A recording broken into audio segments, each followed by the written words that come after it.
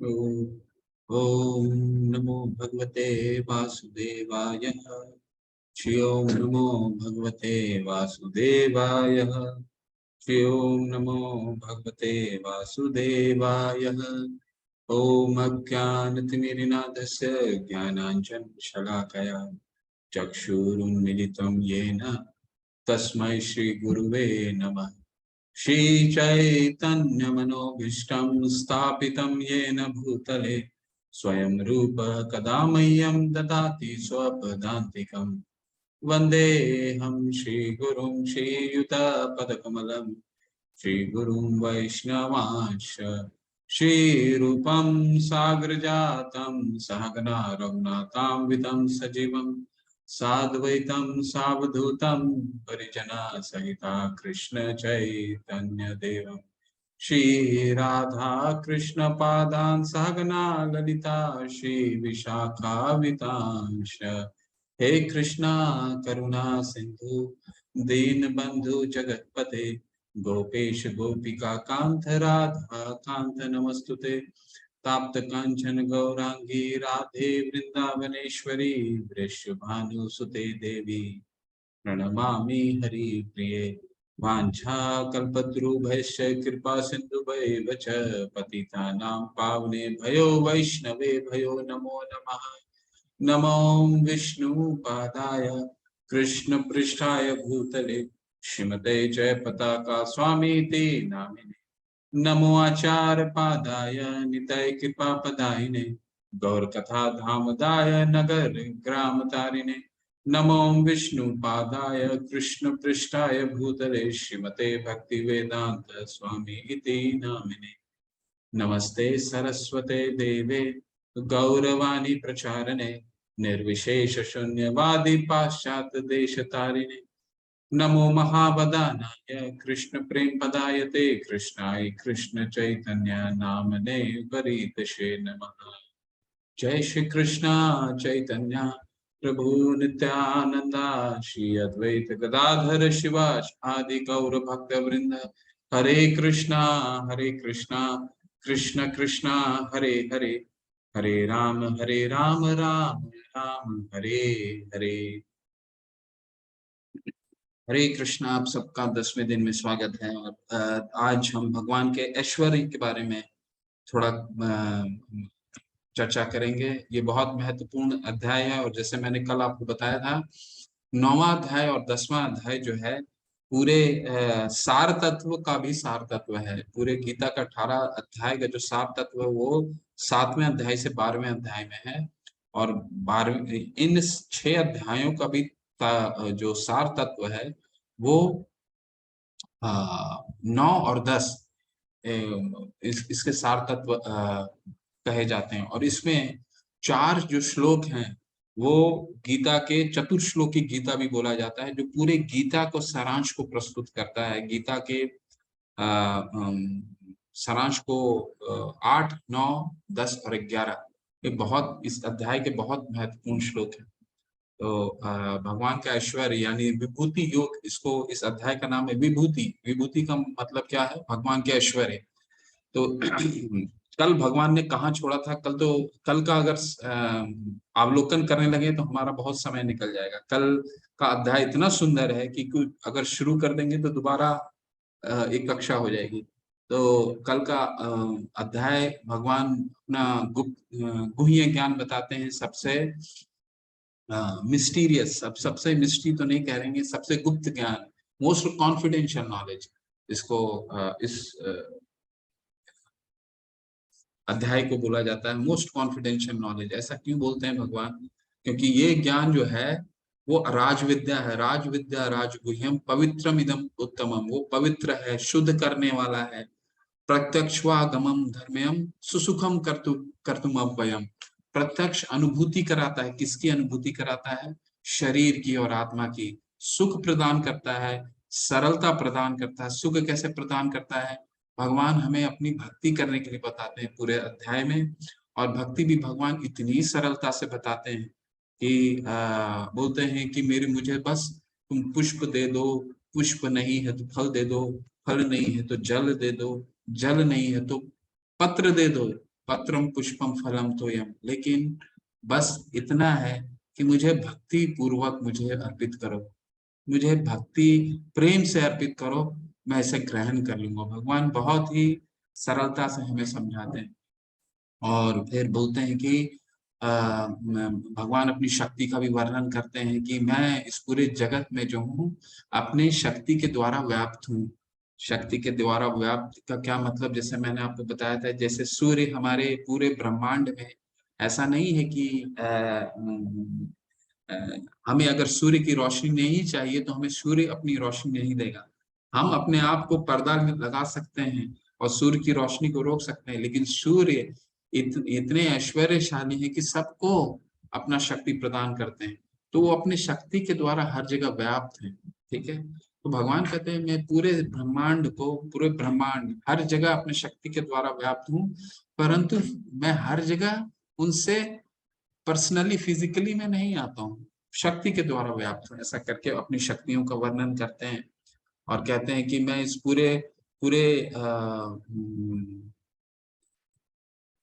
जितने भी जड़ और चेतन वस्तु हैं, चलने वाले और खड़े रहने वाले, पेड़ पौधे और चलने चर और अचर व्यक्ति, उनको उनको मैं मेरी अध्यक्षता में वो कार्य करते हैं। मैया अध्यक्षेन प्रकृति सूयते सचराचरम।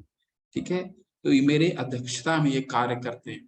ठीक है, फिर भगवान कहते हैं कि मैं सबका पिता हूँ और जो ये बात जान जाता है वो मेरे धाम को प्राप्त होता है। पितामह से जगतो माता धाता पितामह।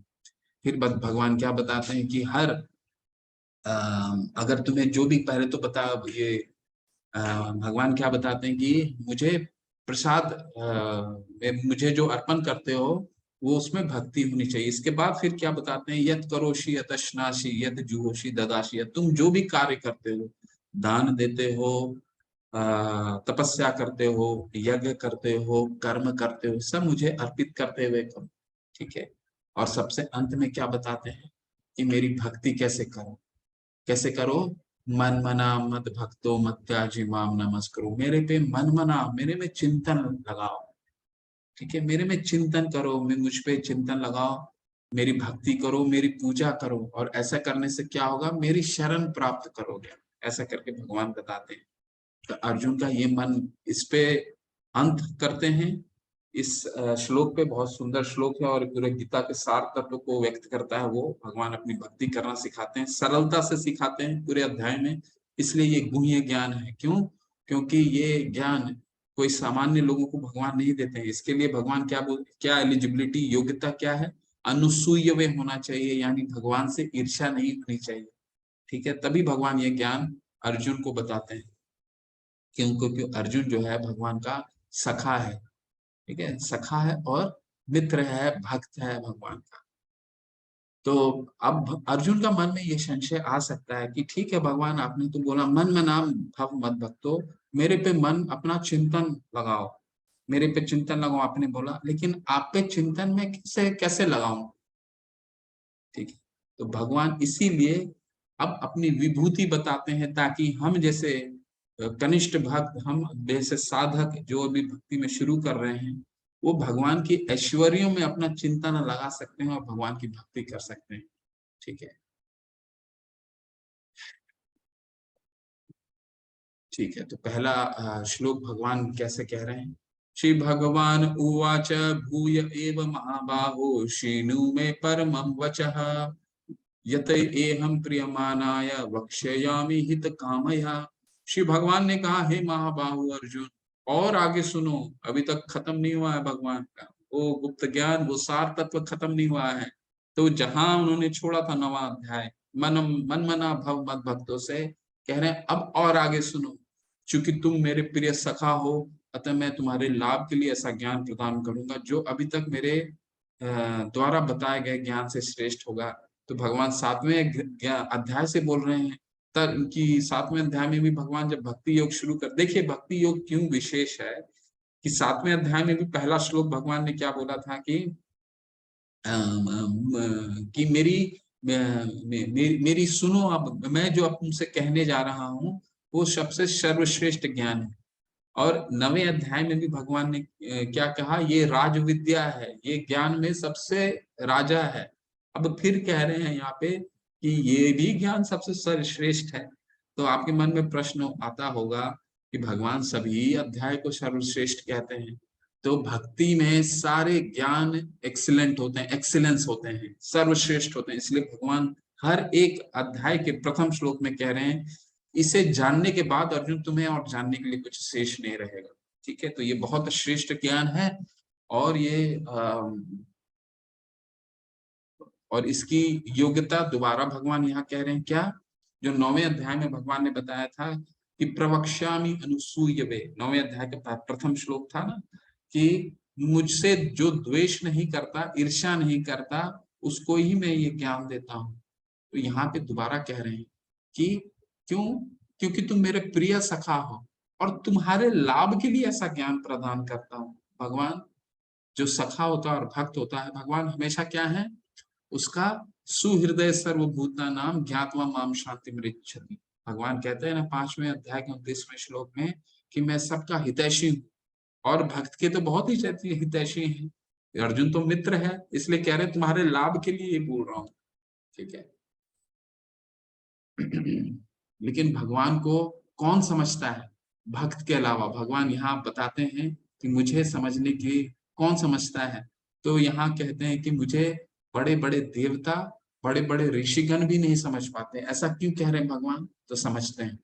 न मे विदुम स्वर्गानां प्रभवं न महिषियः अहम आदि देवानां महर्षिणां च सर्वशः।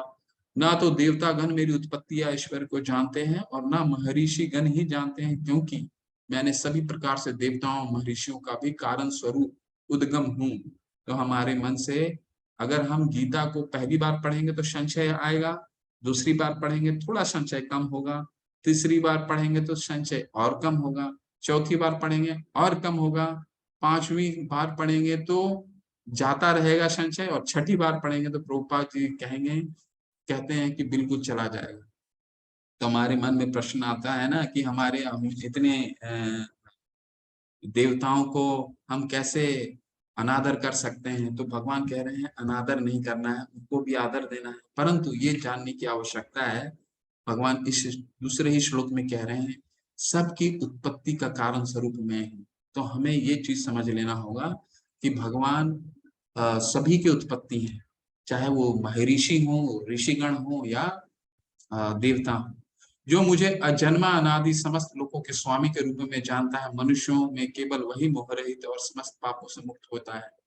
तो भगवान कह रहे हैं कि पहले तो उन्होंने ये बोला, पहले दूसरा श्लोक समझते हैं, न मे विदुम स्वर्गानाम प्रभवम नाम हरीश्य। तो आपके मन में प्रश्न आता होगा कि भगवान ऐसा क्यों बोले कि देवता गण और ऋषिगण भगवान को नहीं समझ पाते हैं? तो इसका एक छोटा सा उदाहरण देकर के समझने का प्रयास करते हैं कि देखिए, भौतिक जगत में अगर पिता को जानना हो तो क्या तरीका हो सकता है? पिता को जानने के सिर्फ 3 तरीके हो सकते हैं। अगर पुत्र या पुत्री अपने पिता के बारे में जानना चाहता है तो 3 तरीकों से जान सकते हैं। एक है क्या? एक पिता उनको स्वयं बताते हैं कि मैं आपके पिता हूँ, पहला। दूसरा, उनकी माता बताती है कि ये तुम्हारे पिता हैं। और तीसरा, कि उनके सगे संबंधी क्लोज रिलेटिव्स हैं, वो बताएंगे पुत्र या पुत्री को कि यही तुम्हारे पिता है। तो ये 3 तरीकों के द्वारा जाना जा सकता है। तो हम अपने आप से अपने पिता के बारे में नहीं जानते। ठीक है, माता को तो एक बार, माता जब बच्चा छोटा होता है तो माता तो एक बार जान जाता है, लेकिन माता अपने पिता के बारे में बताती है ये तुम्हारा पिता है, ये तुम्हारे पिता है। ठीक है, तब वो जानता है। उसी तरह क्योंकि सारे देवता और ऋषिगण जो है भगवान से ही उत्पत्ति होते हैं, तो भगवान के बारे में नहीं जानते हैं जब तक भगवान उनको स्वयं नहीं बताते हैं, पहला। दूसरा, अपनी माता, उनकी माता, यानी माता कौन हुई इस केस में? माता हमारे शास्त्र होते हैं। ठीक है, वेद, वेद और शास्त्र, ये क्योंकि ये भगवान की वाणी से निकली हुई है। तो हम 15वें अध्याय के 15वें श्लोक में पढ़ेंगे, जब भगवान बताते हैं कि ये वेदों का जो वेदों का संकलन भी मैं करता हूँ, उसका जानने का उद्देश्य भी मैं। तो ये जो वेद हैं ये हमारे माता होती हैं, तो उनके द्वारा होता है, या फिर उनके सगे संबंधी। सगे संबंधी कौन हुए? तो गुरु, यानी ये पार्षद।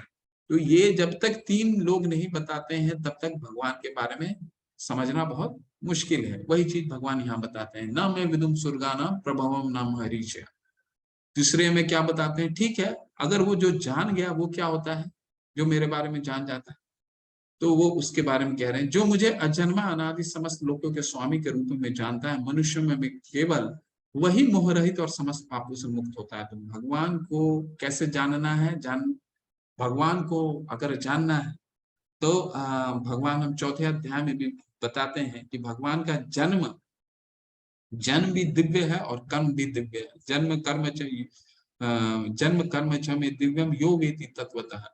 तो भगवान के जो जन्म और कर्म की दिव्यता को जानता है, वो फिर मोह रहित, इस भौतिक जगत में मोह से नहीं बंधता, वो फिर भगवान के प्रति आसक्त होता है और इस भौतिक जगत से उत्पन्न होने वाले जितने पाप हैं उससे मुक्त हो जाता है। ठीक है, तो ये एलिजिबिलिटी है भगवान को जानने का। भगवान क्या कह रहे हैं अभी, सप्त ऋषि गण तथा उनसे भी पूर्व चार अन्य महर्षि एवं सारे मनु यानी मानव जाति के पूर्वज सब मेरे मन से उत्पन्न हैं और विभिन्न लोकों में निवास करने वाले सारे जीव उनसे अवतरित होते हैं। तो यहाँ भगवान कहते हैं कि असंख्य ब्रह्मांड हैं और असंख्य ब्रह्मांड में भी हमारा तो एक ब्रह्मांड है, इसको भी हम अच्छे से नहीं जानते हैं, इसको भी नहीं जान पाते हैं। पृथ्वी के ही अभी कई जगह को हम नहीं सही से समझ पाए, तो ब्रह्मांड तो बहुत दूर की बात है। ठीक है, तो ये ऐसे असंख्य ब्रह्मांड है और असंख्य ब्रह्मांड में असंख्य लोक हैं और इस सारे लोक की उत्पत्ति प्रजापतियों से होती है। 25 प्रजापति आते हैं और ये प्रजापति भी जो होते हैं ये भगवान से ही उत्पन्न होते हैं। ठीक है, जो मनु होते हैं, मानव जाति के पूर्वज जो हैं वो भगवान से ही उत्पन्न होते हैं। तो महर्षि एवं सारे मनु, तो हमारा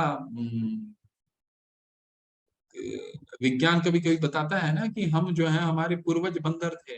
तो शास्त्र देखिए कितना कितना डिफरेंस है, हमारे शास्त्र भगवान स्वयं बताते हैं कि हम किन से आए हैं, महर्षियों से आए हैं। ठीक है, तो जो हमारे गोत्र होते हैं ना, वही वशिष्ठ हो गया, कश्यप हो गया, अत्रि हो गया, जमादग्नि हो गया, गौतमा हो गया, विश्वामित्र हो गया, भारद्वाज हो गया, ये सब जो गोत्र हैं ये क्या है, ये ऋषियों के नाम है जिससे पूरा मानव जाति आता है। तो हमारे जो पूर्वज हैं वो ऋषिगण हैं, बंदर नहीं है। एताम विभूतिम योगम च माम मम यो वेति तत्वतः सो अविकल्पेन योगेन युजितेन अत्र संशय। जो मेरे इस ऐश्वर्य तथा योग से पूर्णतया आश्वस्त है वो मेरी अनन्य भक्ति में तत्पर होता है, इसमें तनिक भी संदेह नहीं है। तो भगवान यहाँ कह रहे हैं कि देखिए, इसको एक भौतिक उदाहरण से समझने का प्रयास करते हैं। आपका कोई मित्र है, हमारे कोई कोई आपका मित्र होता है जिसके जिससे आप बहुत गाढ़ी आपकी मित्रता होती है और आप वो जानते हैं कि वो बहुत आप आपका उससे दोस्ती मित्रता बहुत गाढ़ी है। और जब आपको बाद में ये पता चलता है कि आपका मित्र सिर्फ आपका मित्र नहीं, बहुत ऐश्वर्यशाली भी है, उनके पास बहुत ऐश्वर्य है, पढ़ने में भी तेज है, पढ़ करके अच्छा परीक्षा भी पास किया है और अच्छा उपाधि भी करता है, तो आपकी दोस्ती क्या होता है और बढ़ जाता है, क्योंकि आप दोस्तों के आप अपने मित्र के प्रति बहुत एक निष्ठ हो जाते हैं। तो उसी तरह जब हम भगवान के ऐश्वर्य को जान जाते हैं, अभी तक तो हम भगवान को जानते थे, हाँ भगवान महान है, हाँ भगवान तो हाँ चर और अचर को सबके अध्यक्षता करते हैं। अब यहाँ भगवान कहते हैं मैं महान क्यों हूँ। जब ये हमें पता चल जाता है कि भगवान महान भी है तो क्यों महान है, तो हमारी उनसे प्रेम बढ़ता है। ठीक है, तो भगवान को शक्तिमान के रूप में स्वीकार स्वीकार अगर हम करते हैं तो हमारा आत्मसमर्पण हमारी भाव बढ़ता है। उसी तरह जैसे आप मित्र के को ऐश्वर्य को जान के उससे और प्रेम करने लग जाते हैं, उनकी आपकी मित्रता और गाढ़ी हो जाती है कि आपका मित्र इतना ऐश्वर्यवान है।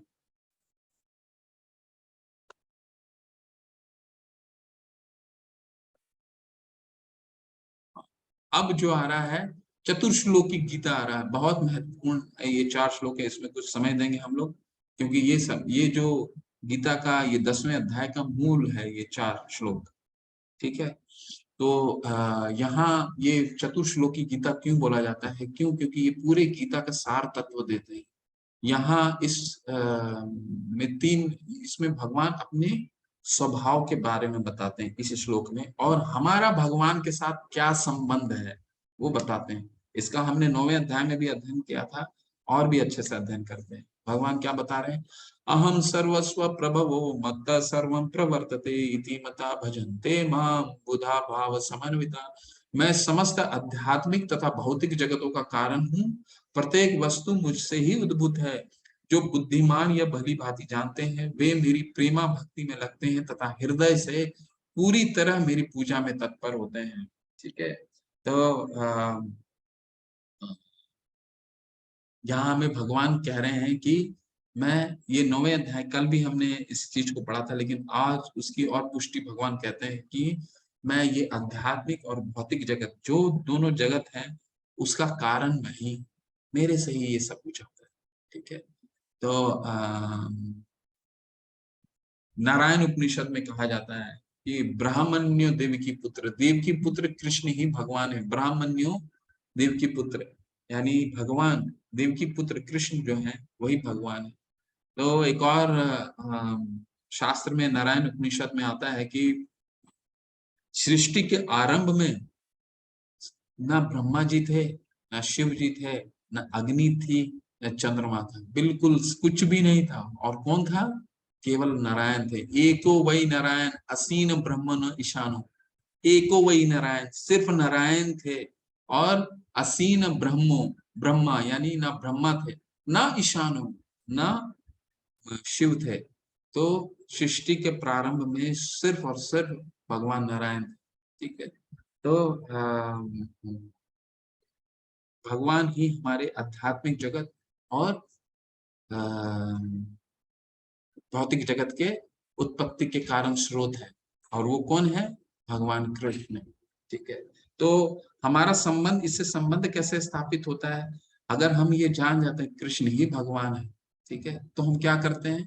हम फिर उनसे प्रेम करने लगते हैं।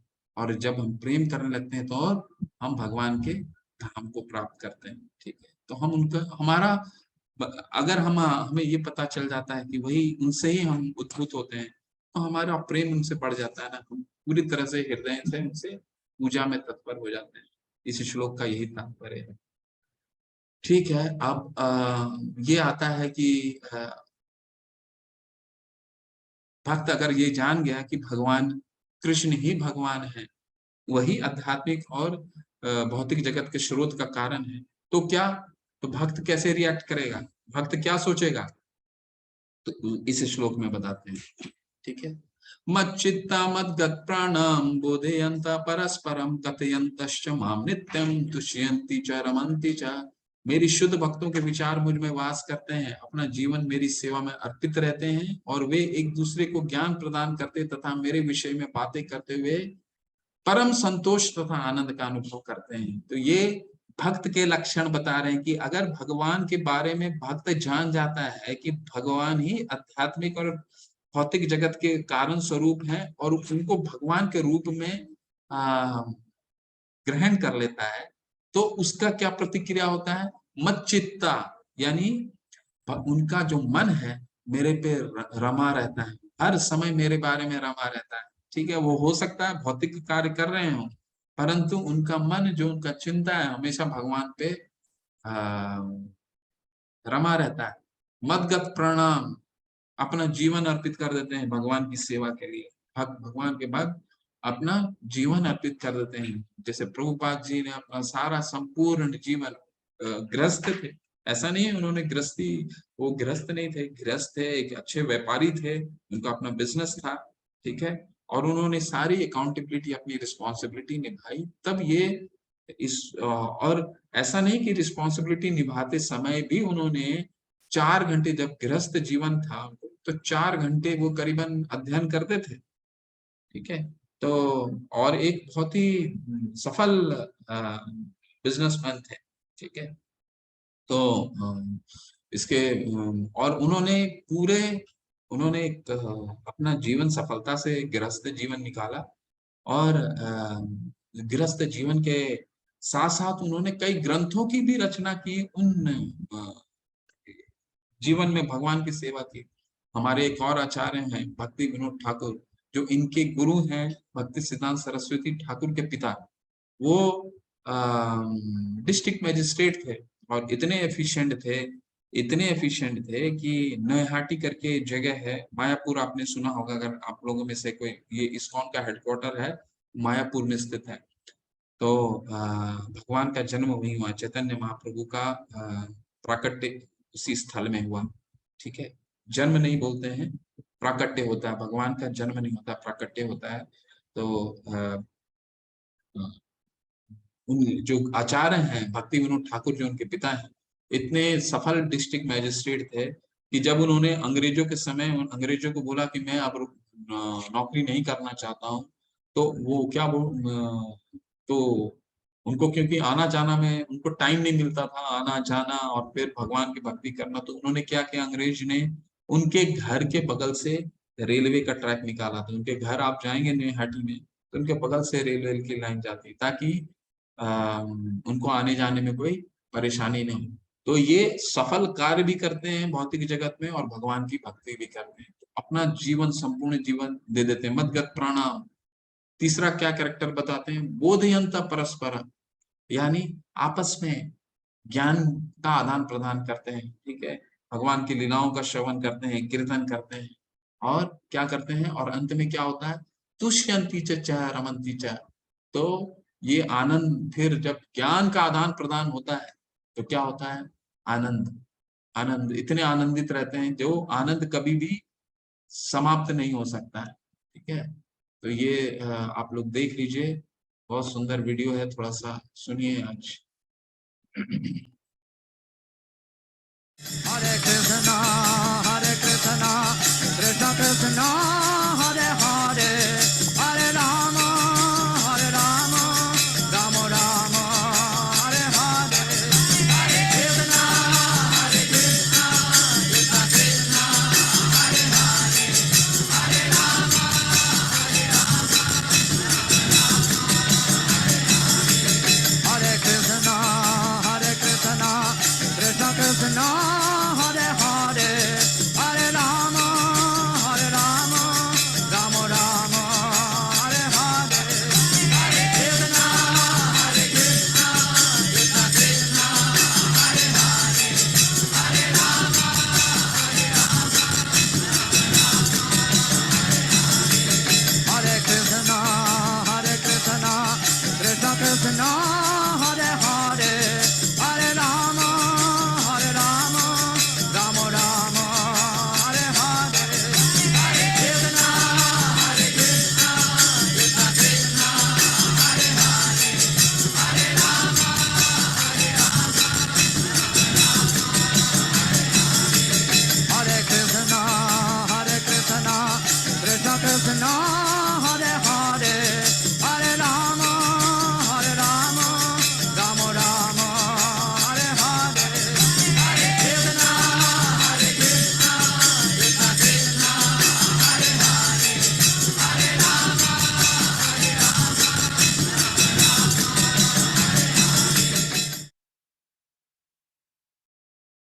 हे कृष्ण।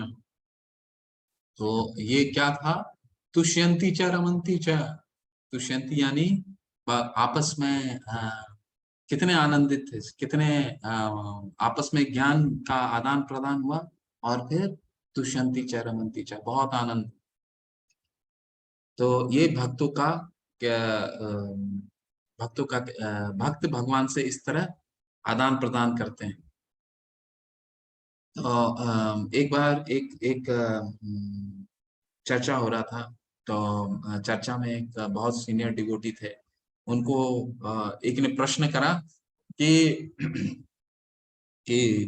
भगवान, गुरु जी, प्रभु जी, जैसी लोग आध्यात्मिक जगत में जाते हैं तो हमारा तो भौतिक जो आनंद है वो तो हम मिस करने लग जाते हैं, वो भौतिक आनंद हम मिस करने लग जाते हैं। तो भगवान ने जो गुरु थे उन्हें उन्होंने बोला कि क्या मिस करते हैं? तो बोला नहीं, वो हम लोग फ्राइडे, हम लोग 5 डे वीक होता है, सैटरडे को पार्टी करने जाते हैं, डांस करते हैं, हर दिन हम लोग मजा करते हैं, डांस करते हैं, बाहर खाना खाने जाते हैं। तो तो वो जो प्रभु थे, उन्होंने बताया, अच्छा एक बात बताओ, तुम तो रात को डांस करते हो, हम तो 4 बजे उठते हैं और 4:30 बजे से डांस करना शुरू करते हैं और रात तक डांस करते हैं, तो हमसे ज्यादा आनंद तो तुम ले ही नहीं सकते। तुम तो एक दिन डांस करते हो और उसी में थक थक जाते हो, हम तो थकते भी नहीं, अपने अपने नृत्य में थकते भी नहीं। तो इससे ज्यादा आनंद और क्या हो सकता है? सुबह 4, 4:30 बजे जब मंगल आरती होती है, तो आप सारे भक्तों को मंदिर में देखेंगे डांस करते हुए। ठीक है, तो 4:30 बजे सिर्फ भक्ति नाच सकता है ना? अब कृष्ण, अब जो है, अभी तक तो हमने क्या देखा, पहला पहला श्लोक देखा जब अपना कृष्ण अपने स्वभाव को बताते हैं। अब दूसरे में भगवान भक्त कृष्ण के लिए क्या करते हैं, तो क्या करते हैं, हमेशा भगवान का मत चित्ता मत गत प्राणाम बोधयंत परस्परम। अब भगवान भक्तों के लिए क्या करते हैं, तेषाम सतत युक्ता नाम भजताम प्रीति पूर्वकम दादा ददामि बुद्धि योगम तम ये न माम उपयांति थे, जो प्रेम पूर्वक मेरी सेवा करने में निरंतर लगे रहते हैं, उन्हें मैं ज्ञान प्रदान करता हूँ जिसके द्वारा वो मुझ तक आ सकते हैं। तो भगवान, कल भी मैंने बताया था कि अगर भगवान मेरी भगवान हमारी सेवा को देखते हैं, भक्तों की सेवा को देखते हैं, तो भगवान अपना खुद ही उसको बुद्धि देते हैं ताकि वो उनके तरफ खींच के चला आए। ठीक है, तो हम सबका कहीं ना कहीं ये जरूर एक्सपीरियंस रहा होगा कि हमें कभी बहुत लोगों को जानने का, कि कोई अपने अ, अपने वरिष्ठ लोगों से, नाना नानी दादा दादी से गीता के बारे में सुना होगा, तो वो कहीं ना कहीं दोबारा जानने की इच्छा होगी। तो तो भगवान क्या करते हैं, ददामी बुद्धि योदम, बुद्धि देते हैं, कहीं ना कहीं से आपने को लिंक मिला होगा, आप लिंक से जुड़े होंगे। तो बस हमें क्या करना है, हमें भगवान के प्रति अपनी सेवा व्यक्त करनी, बुद्धि छोड़ देना भगवान के प्रति। ठीक है, हरे कृष्ण महामंत्र में जप में मन नहीं लग रहा है, छोड़ दीजिए, हमें क्या करना है, हमें बस जप करते रहना, ताकि भगवान कब हमारी सिंसियरिटी को देखेंगे, और जब सिंसियरिटी को देखेंगे तो एक ना एक समय भगवान हमें खुद ही ददामी बुद्धि योगम, वो बुद्धि देंगे कि हमारी जो चित्त है, वो हमारा जो मन है भगवान पे लगने लगेगा। ठीक है, हमें नहीं छोड़ना है, अपनी अपना प्रयास हमें नहीं छोड़ना। ठीक है, तो ये जैसे आप ये चित्र के माध्यम से देख सकते हैं, बहुत सुंदर प्रसंग आता है ध्रुव महाराज का। ध्रुव महाराज का मैंने आपको कथा पहले भी बताया। तो 5 साल के बालक हैं ध्रुव महाराज, और उनके जो पिता होते हैं, उनके सौतेली माँ के साथ इनको गोद में लेकर के बैठे रहते हैं। तो उनकी सौतेली माँ बोलती है इनको कि तुम गोद से हटो अपने पिता के, यहाँ पर तो मेरा पुत्र बैठेगा। तो वो बहुत क्रोधित हो जाते हैं और अपने माँ के पास रोते रहे विलाप करते हुए जाते हैं और बोलते हैं कि देखो माँ, मेरी सौतेली माँ ने ऐसा कहा, अब मुझे अपने पिता से भी बड़ा राज्य चाहिए, तो वो कौन दिलाएगा? तो माता भी जो है वो हंसी मजाक में बोलती है, वो तो भगवान ही दिलाएंगे। तो बोलते हैं ठीक है, भगवान कहाँ मिलेंगे? तो माता बोलती है आपको जंगल में जाना होगा भगवान के ढूंढने के लिए। तो 5 साल के बालक, सोचिए 5 साल के बालक में क्या बुद्धि होती, फिर भी भगवान के प्रति इतने दृढ़ थे, जंगल चले गए। और जंगल जाने के बाद हर एक जानवर के पीछे भागने लग गए। जंगली जानवर होते हैं ना जंगल में, जंगल के पीछे भागने, कहीं ये तो भगवान नहीं है, कहीं ये तो भगवान नहीं है, कहीं ये तो भगवान नहीं है, कहीं ये तो भगवान नहीं है, ऐसा कर करके भागने लग गए पीछे पीछे पीछे पीछे। तो उनकी निष्ठा निष्ठा को देख करके भगवान ने उनके लिए गुरु भेजा, और गुरु कौन थे?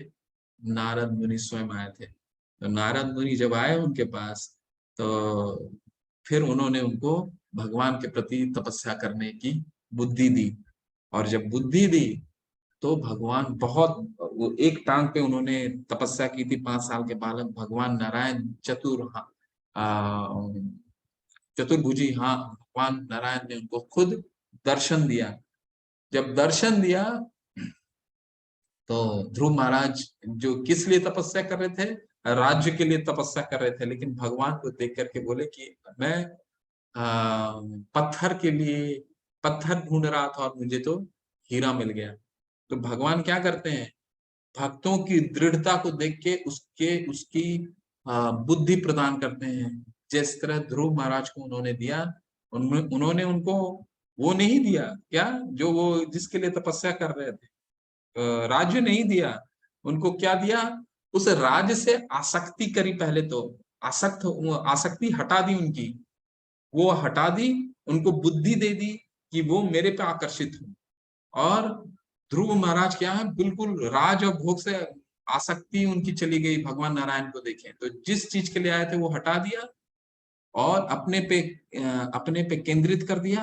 और केंद्रित करने के बाद उनको पूरा ध्रुव लोक दिया। जब ध्रुव लोक भी उनको दिया तो उन्होंने एक कर्तव्य समझ करके उसका पालन करते रहे।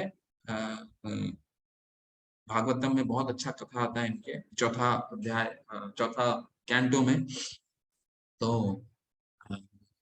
भगवान क्या करते हैं, भगवान बुद्धि देते हैं। कैसी बुद्धि? अब जैसे बच्चा है, एक छोटा बच्चा है, ठीक है, छोटा बच्चा का पेट खराब है और मिठाई की दुकान पे चला गया, तो मिठाई का जो व्यापारी है वो तो उससे मिठाई दे देगा, लेकिन जो उसके पिता होते हैं वो उसके बारे में अच्छे से जानते हैं कि इसको इस समय क्या चाहिए क्या नहीं चाहिए। तो भगवान उसी तरह वो जो मिठाई का व्यापारी है, हो सकता है देवता हो, देवता दे भी देते हैं, हमें मांगने के बाद वो दे देते हैं, लेकिन भगवान जानते हैं हमारे लिए उस समय श्रेष्ठ क्या है। इस तरह पिता जानते हैं ये हमारे लिए श्रेष्ठ क्या है। उस समय मिठाई उस बच्चे को नहीं चाहिए, अगर बच्चा ज्यादा मिठाई खा लिया तो और पेट खराब हो जाए।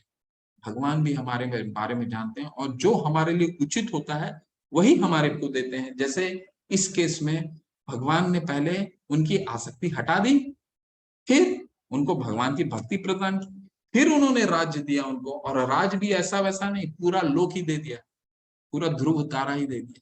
तो भगवान हमें इस तरह की बुद्धि देते हैं क्योंकि हमारे सबसे बड़े हितैषी हैं। अब भगवान क्या कह रहे हैं कि, और कह रहे हैं भगवान, तेषाम अनुकंपार्थम अहम अज्ञानम जन तमः नाश आत्म भावस्तो ज्ञान दीपेन भास्वता। मैं उन पर विशेष कृपा करने के हेतु उनके हृदय में वास करते हुए ज्ञान का प्रकाशमान दीपक के द्वारा अज्ञान जन्य अंधकार को दूर करता हूँ। भगवान बहुत इसको सिंपल वे में समझाने का प्रयास करता हूँ आपको। भगवान क्या करते हैं, हमारा जो अज्ञान, कुछ भी अज्ञान है, तो भगवान हमारी दृढ़ता को देखते हैं और ज्ञान का दीपक जलाते हैं और उस अज्ञान के अंधकार को मिटा देते हैं। ठीक है, तो हमें ज्ञान की आवश्यकता, ज्ञान जो है, हम जैसे अभी शास्त्रों का अध्ययन करते हैं, भक्ति में शास्त्र का अध्ययन जो है बहुत महत्वपूर्ण नहीं माना जाता, लेकिन हम जैसे कनिष्ठ भक्तों के लिए जरूरी है। क्यों? क्योंकि हमें जानना है। परंतु भगवान बताते हैं कि अगर उसकी भक्ति आ गई, जैसे एक उदाहरण में क्या होता है, चैतन्य महाप्रभु दक्षिण भारत में एक प्रचार के लिए जा रहे थे, तो प्रचार के लिए जा रहे थे कि एक भक्त उनको मिला जो गीता का अध्ययन कर रहा था, आंखों से आंसू आ रहे थे, और गीता की जो, उसको देख करके चैतन्य महाप्रभु जो है बहुत ही विचलित हो गए। क्यों विचलित हो गए? क्योंकि किताब जो है उसने उल्टा पकड़ रखा था गीता का, और फिर भी रो रहा था। तो महाप्रभु ने उनसे पूछा कि तुम क्या कर रहे हो? तो वो कह रहे, वो जो भक्त थे वो कह रहे थे, वो उन्होंने कहा कि मेरे गुरु ने बोला है इसको पढ़ने के लिए, लेकिन मुझे तो पढ़ना ही नहीं आता। तो महाप्रभु बोलते हैं, अगर तुम्हें पढ़ना नहीं आ रहा तो तुम्हारे आंखों से आंसू क्यों आ रहे हैं? तो बोले कि नहीं, मुझे पढ़ना तो नहीं आ रहा, लेकिन मैं ये तो समझ गया हूँ कि इसमें जो है, इसकी ग्रंथ में भगवान, मेरे अनंत कोटि ब्रह्मांड के नायक, एक सारथी बने हुए हैं। ठीक है, एक सारथी बने, एक रथ के सारथी बने हुए हैं। तो ये है, जो पूरे ब्रह्मांड के नायक हैं वो एक सारथी बन के सारथी बने हुए हैं, ये देख करके मुझे रोना आ रहा है। तो चैतन्य महाप्रभु ने बोला कि तुम भगवान के भक्त हो क्योंकि तुमने सार तत्व को समझ लिया है। ठीक है, तो सार तत्व यही है कि भगवान क्या है, अंधकार, अगर किसी के पास अज्ञान भी है तो उस अज्ञान के दीपक, अपने ज्ञान के दीपक से उस अज्ञान को हटा देते हैं। ये भगवान करते हैं, पहले तो बुद्धि देते हैं, फिर अज्ञान भी हटा लेते हैं। ठीक है, अब ये जो है, अब ये श्लोक बताता है, ये जर्नी है। देखिए, दूसरे अध्याय का 7वां श्लोक में अर्जुन का शरणागति का श्लोक आता है। कार्पण्य दोषोपहत स्वभाव पृच्छामि त्वाम धर्म सम्मूढ़ चेता। भगवान मुझे कुछ समझ में नहीं आ रहा, मैं क्या करूं। तो वो अपने आप को शरणागत करते हैं भगवान के प्रति। वो जर्नी से लेकर के ये जर्नी है। अब यहाँ पे भगवान अर्जुन जो है भगवान को परम परम मान लेते हैं, ठीक है। वहां तो उन्होंने शरणागत किया और अब परम मान लेते हैं कि भगवान ही परम है। क्या बोल रहे हैं अर्जुन उवाच परम परम परम धामम पवित्रम परमम भवान पुरुषम शाश्वतम दिव्यम आदि देवम अजम विभुम आहुस्त्वामृष्य सर्वे देव ऋषि नारद नारद तथा असीतो देवलो व्यासा स्वयं चैव ब्रवीषि में। अर्जुन ने कहा आप परम भगवान परम धाम परम पवित्र परम सत्य हैं, आप नित्य दिव्य आदि पुरुष अजन्मा तथा महानतम है। नारद असित देव तथा व्यास जैसे ऋषि आपके इस सत्य की पुष्टि करते हैं और अब आप स्वयं भी मुझसे कह रहे हैं। तो दो चीजें निकल के आती हैं श्लोक से। पहला कि जो गीता का जो अध्ययन है, हम क्यों गीता का अध्ययन हमारे लिए महत्वपूर्ण क्यों है, क्योंकि गीता हमें क्या समझाता है। गीता हमें समझाता है कि जो छोटी खुशियों को छोड़ करके हमें बड़ा आनंद के पीछे भागना है। हमारे लिए ऐसा आनंद जो कभी समाप्त नहीं हो, ठीक है, वो सिखाता है गीता। तो पहले तो अर्जुन क्या चाह रहे थे, पहले तो अर्जुन युद्ध से भागना चाह रहे थे। तो युद्ध से भागते तो क्या होगा, आनंदित होते। लेकिन अब क्या है, भगवान को समझ गए हैं कि भगवान परम है और उनको जो वो कह रहे हैं वही वही परम है, वही सत्य है, ठीक है। और वो स्वयं को ही सिर्फ अपने आप को ही नहीं ऋषि गण को भी बोल रहे हैं। यहाँ पे क्या कह रहे हैं, नारद असित देवल और व्यास ये भी यही चीज कहते हैं। ऐसा क्यों बोला उन्होंने, इसलिए बोला कि भगवान तो अर्जुन जो है भगवान के सखा है। तो बहुत लोगों को ये भी हो सकता है संशय, हम जैसे बद्धजीव को संशय हो सकता है, जो ये कह सकते हैं कि नहीं अर्जुन तो मित्र मित्र है, तो चाटुकारिता करने के लिए कृष्ण को भगवान बता दिया, ठीक है, क्योंकि वो मित्र है। लेकिन वो क्या कह रहे हैं अर्जुन, एक ऐसे ऋषिगण का साक्ष्य साक्ष्य प्रस्तुत करते हैं जो उनके बातों को क्रेडेंशियल देता है। कौन, नारद असित देवल और व्यास जैसे ऋषि भी आपको भगवान मानते हैं। केवल मैं नहीं, सारा जो इतने महर्षि हैं वो भी यही मानते हैं। सर्व में अहतम मन्ये यन्मा वदसि केशव न ही ते भगवत व्यक्तिम विदुर्वा न दानवः। हे कृष्ण, आपने मुझसे जो कुछ कहा है उसमें पूर्णतया सत्य मानता हूँ। हे प्रभु, ना तो देवतागण ना असुरगण ही आपको स्वरूप को समझ सकते हैं। हे परम पुरुष, हे सबके उद्गम, हे समस्त प्राणियों के स्वामी, हे देवों के देव, हे ब्रह्मांड के प्रभु, निसंदेह एकमात्र आप ही अपने को अपनी अंतरंगा शक्ति से जानने वाले हैं। तो भगवान को कौन जान सकता है, कभी कभी तो कहते हैं भगवान स्वयं को भी अपने नहीं जान पाते। तो अर्जुन वही कह रहे हैं कि अब तक आपको आपने जो कुछ बोला है आप परम हैं और आप जो कह रहे हैं वही सत्य है, ठीक है। यही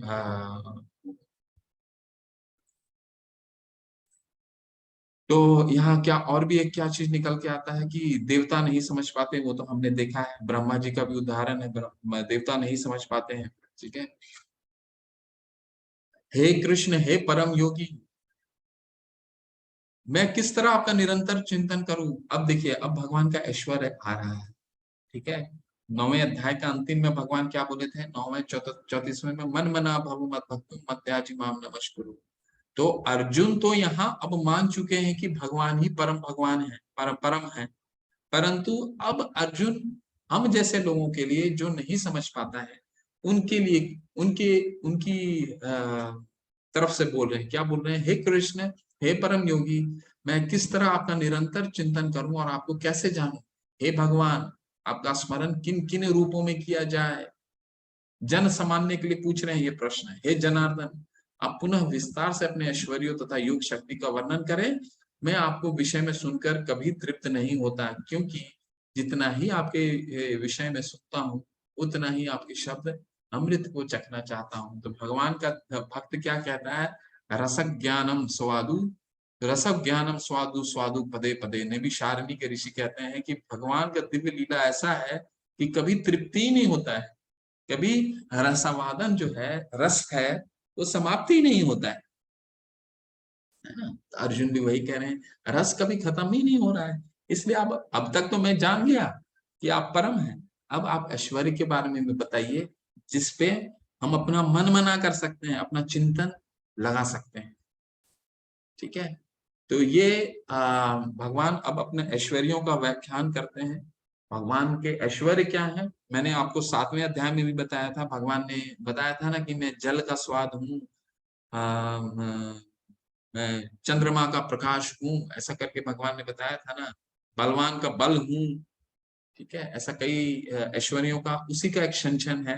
तो यहाँ क्या है, विभूति, विभूति का क्या मतलब है, संकेत कि भगवान के ये ऐश्वर्य हैं। हम तो शुरू में भगवान को नहीं जान पाते, जैसे मैंने आपको एक और उदाहरण दिया था कि सरकार का उदाहरण दिया था कि आप इसको भौतिक जगत में समझ सकते हैं, जहाँ जिस शहर में है, सरकार को तो हम देख नहीं पाएंगे, तो सरकार को देखने के लिए क्या है, उनके ऐश्वर्यों के द्वारा समझ सकते हैं। तो भगवान यहाँ अपने करीबन 80 ऐश्वर्य के बारे में व्याख्या करते हैं, और हम तो सारा नहीं करेंगे, कुछ कुछ मुख्य मुख्य ऐश्वर्यों को समझने का प्रयास करते हैं। भगवान ने कहा, हाँ मैं तुम्हें तुम्हें मेरी शानदार अभिव्यक्तियों के बारे में बताऊंगा, लेकिन उनमें से केवल जो प्रमुख हैं हे अर्जुन, वे असीम हैं। तो भगवान का ऐश्वर्य क्या है, इतना असीम है कि उससे, भगवान के तो ऐश्वर्य असीम है, भगवान तो हमने पढ़ा था ना, असीमित ऐश्वर्य है।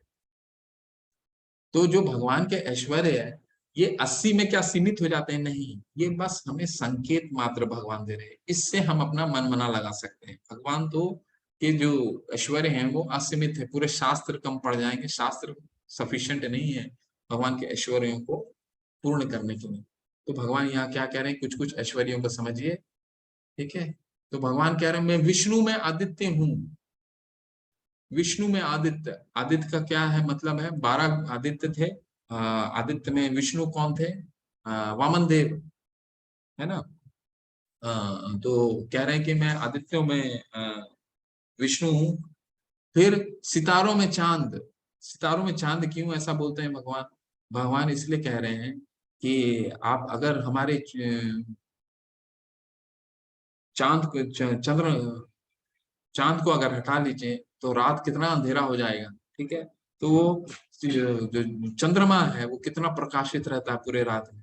ठीक है, और वो शीतलता भी प्रदान करता है। तो सोचिए कि अगर हमारा जो भौतिक हमारा ये जगत है वो माइनस चांद हो जाए तो कैसा रहेगा, पूरा अंधकार रहेगा ना। तो भगवान कह रहे हैं, मैं सितारों में चांद हूँ, सर्वश्रेष्ठ, वेदों में सामवेद हूँ। तो 4 वेद होते हैं, उसमें सामवेद जो होते हैं उसमें जो श्रुतियां हैं वो बहुत मधुर हैं, इतने मधुर हैं, सभी वेदों में सबसे मधुर श्रुतियां सामवेद की मानी जाती। कहते हैं भगवान कि मैं सभी वेदों में सामवेद हूँ।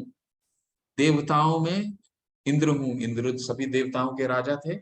तो ये एक संकेत मात्र है कि ये हमारा भगवान कह रहे हैं ये मेरे ऐश्वर्य हैं। सेंसेस यानी हमारे सारे इंद्रियों में मन, मन क्या है, मन अगर दोस्त बनता है, हमने पढ़ा था ना 6ठे अध्याय में, ये मन अगर दोस्त बन जाता है तो बहुत अच्छे से अच्छे कर्म कर सकता है। जैसे मन एक ईंधन के तरह, तो उसको अगर सुनियोजित किया जाए तो एक रॉकेट बन सकता है, एक एरोप्लेन बन सकता है। लेकिन वही विनाश का भी, अगर हमारा दुश्मन बन जाए तो विनाश का भी कारण बन सकता है। ठीक है, तो मन क्या है, भगवान कह रहे हैं सबका राजा, सभी इंद्रियों का राजा कौन है, मन है। रुद्रों में शिव हूं, तो 11 रुद्र हैं, उसमें शिव जो है वो सबसे प्रमुख, वो संहार करता है, सबसे प्रमुख है। ठीक है, यक्ष और राक्षसों में कुबेर हूं, तो कुबेर इनके नायक थे, राक्षसों के, और इनके वित्त देखते थे, फाइनेंस। तो ये यक्ष और राक्षस के सबसे नायक। पुजारियों में बृहस्पति हूँ, जलाशय में सागर हूँ, क्योंकि सागर से बड़ा कोई जलाशय होता ही नहीं। ठीक है, अचल चीजों में यानी कि सभी पर्वतों में मैं क्या हूँ, हिमालय हूँ। देवताओं के ऋषि में नारद हूँ। ऐसा क्यों? क्योंकि नारद क्या है? भक्ति आचार्य हैं। भक्ति आचार्य का क्या मतलब? वो भगवान का सिर्फ भक्ति का प्रचार करते हैं। भगवान कह रहे हैं मैं नारद हूँ भक्तियों में, और कुछ पढ़ने का प्रयास करते हैं, कुछ कुछ मुख्य बिंदु पढ़ते हैं। गायों में सुरभि हूँ। सुरभि गाय क्या होते हैं? सुरभि गाय, बाकी के तो गाय आपको सीमित दूध देते हैं, लेकिन सुरभि गाय क्या है? असीमित दूध, असीमित दूध देते हैं। ठीक है। और हथियार में ब्रज हूँ। ठीक है। कानून का दैत्य दानव में प्रहलाद हूँ। दैत्य दानव में प्रहलाद का क्या मतलब? प्रहलाद तो भगवान के बहुत बड़े भक्त थे ना, तो इससे बड़ा कोई उदाहरण हो ही नहीं सकता। तो कह रहे हैं दैत्य दानव में प्रहलाद हूँ। पक्षियों में गरुड़ हूँ। ठीक है। बहती नदियां में गंगा हूँ। गंगा भगवान की चरण से निकलती है ना। महिलाओं, महिलाओं में प्रसिद्धि, भाग्य, भाषण, स्मृति, बुद्धि, विश्वास और धैर्य। तो ये जो गुण हैं, ये 7 गुण भगवान बताते हैं कि ये सिर्फ महिलाओं में पाए, माताओं में पाई जाती हैं। और ये गुण मैं हूँ। भाग्य, भाषण देने की, स्मृति, जो उनकी याददाश्त है, जो उनकी बुद्धि है, जो विश्वास दिखाती हैं, ठीक है, जो धैर्य दिखाती हैं, वो ये जो गुण है माताओं का, ये कहते हैं भगवान मैं हूं। महीनों में माघ में, माघ का क्या मतलब हो गया? ऋतुओं में वसंत हूँ। माघ सबसे अच्छा महीना होता है। ऋतुओं में वसंत हूँ। वसंत, वसंत ऋतु क्यों बोलते हैं? क्योंकि अभी गर्मी पड़ रहा है। जैसी गर्मी आता है हम बोलते हैं अरे बारिश आने लगी, बारिश आ जाए। बारिश जैसी आने लग जाती है तो इतना पानी भरने लग जाता है सब शहरों में कि लगता है अरे बारिश जाए, अब थोड़ा ठंड आ जाए। ठंड जैसी आता है तो हमें लगता है अब थोड़ा सा और ज्यादा ठंड बढ़ने से हमें क्या लगता है कि थोड़ा सा गर्मी, गर्मा गर्माहट आए, गर्मी आए। लेकिन कोई एक एक ऐसा ऋतु है जब हम बहुत ही प्रसन्न होते हैं, सारे फूल खिले रहते हैं। ठीक है, वो कौन सा है? फरवरी का महीना, बसंत। पांडवों में मैं अर्जुन हूँ। ठीक है। साधुओं में मैं व्यास। व्यास तो भगवान के ही शतवेश अवतार थे। ठीक है। तो ये कुछ 80 के करीब भगवान अपने ऐश्वर्यों का वर्णन करते हैं, ताकि इन ऐश्वर्यों के माध्यम से हम भगवान पे क्या करें? मन मना मद भक्तों, भगवान कहते हैं ना 9वें अध्याय में, अपना चिंतन कर सकते हैं। शुरू में तो हम भगवान को नहीं जान सकते, तो अपने ऐश्वर्यों के माध्यम से भगवान का चिंतन कर सकते हैं। यही नहीं है अर्जुन, मैं समस्त सृष्टि का जनक बीज हूं। ऐसा चर तथा चर कोई भी प्राणी नहीं है जो मेरे बिना रह सके। तो कल भी हमने पढ़ा था, मैया दक्षेण प्रकृति सूयते सचराचरम। भगवान सारे चर, चलने वाले और जो खड़े रहते हैं, उसको अध्यक्षता करते हैं। हे परंतप, मेरी देवी विभूतियों का तो अंत नहीं है। मैंने तुमसे जो कुछ कहा वह तो मेरी अनंत विभूतियों का संकेत मात्र है। तो वही मैंने आपको बताया कि भगवान की अगर विभूतियां अगर हम करने लग जाए तो शास्त्र कम पड़ जाएंगे। ठीक है। तो भगवान ये संकेत मात्र के लिए दिए ताकि हम भगवान पे अपना मन मना लगा सकें, अपना चिंतन कर सकें। यद्यद् विभूति मत्स्तत्वं श्रीमद् श्रीमदुजितर्मेव वा तत्देवा गच्छ त्वं मम तेजो असंभवम्। तुम जान लो कि सारा ऐश्वर्य, सौंदर्य तथा तेजस्वी सृष्टियां मेरे तेज के एक स्फुलिंग मात्र से उद्भूत होती हैं। तो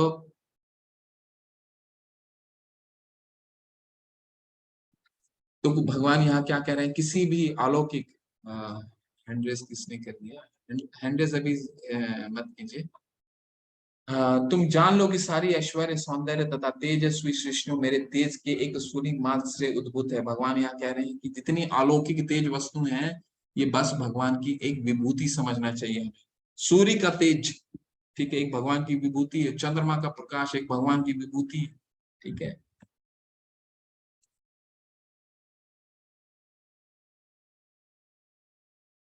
ये बहुत सुंदर श्लोक है। अथवा बहुनी तेन किम,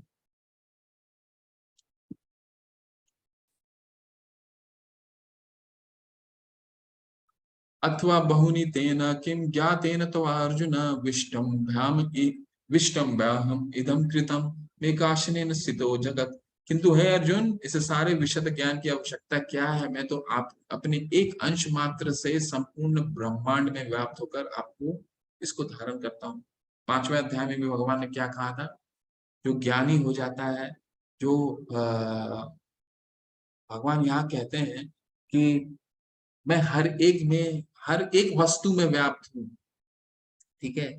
और जो भगवान का भक्त होता है, वो भगवान को हर एक वस्तु में भगवान के अंश के रूप में देखता है। तो भगवान क्षीरोदक्षाय, भगवान के मैंने आपको बताए थे 3 अवतार होते हैं, पुरुष अवतार होते हैं।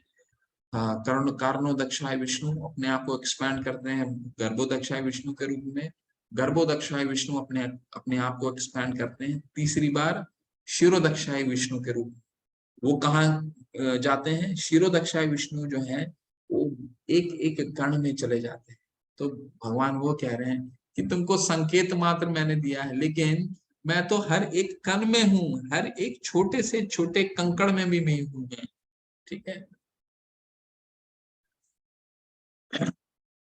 तो स्वामी प्रभुपाद के क्या है इस अध्याय में के कुछ शब्द क्या है? भगवान अपने अंश के विस्तार से परमात्मा रूप में सर्वव्यापी है, जो हर विद्यमान वस्तु में प्रवेश करता है।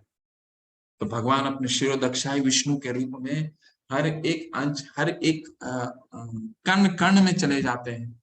तो भगवान यहाँ वही बता रहे हैं कि तुमको एक संकेत मात्र देने से क्या है, तुम तो एक कंकड़ को भी देख करके ये समझ सकते हो ये भगवान की है, इसमें मैं हूँ, एक छोटे से छोटे कण में भी मैं हूँ।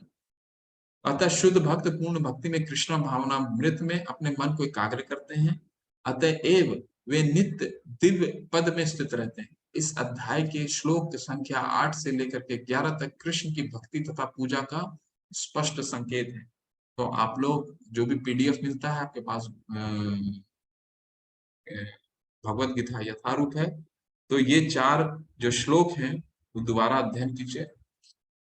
ये इस अध्याय का सबसे प्रमुख 4 श्लोक है और गीता के भी बहुत प्रमुख श्लोक हैं ये। इस अध्याय के शुद्ध भक्ति की यही विधि है।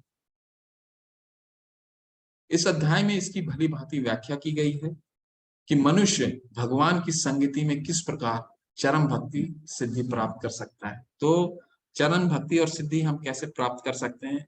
भगवान के ऐश्वर्यों को जान करके, भगवान की ये जान करके कि भगवान सभी आध्यात्मिक और भौतिक जगत के कारण स्वरूप है। अहम सर्वस्व प्रभो मत्त सर्वम प्रवर्तते इति मता भजन्ते माम बुधा भाव समन्विता। ठीक है। हरे कृष्ण। इसके साथ ही ये अध्याय समाप्त होता है। हरे कृष्ण।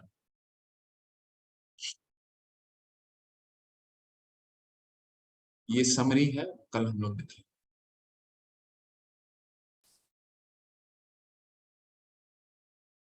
आज पार्टिसिपेंट के पहले से हैंड रेज हो गए।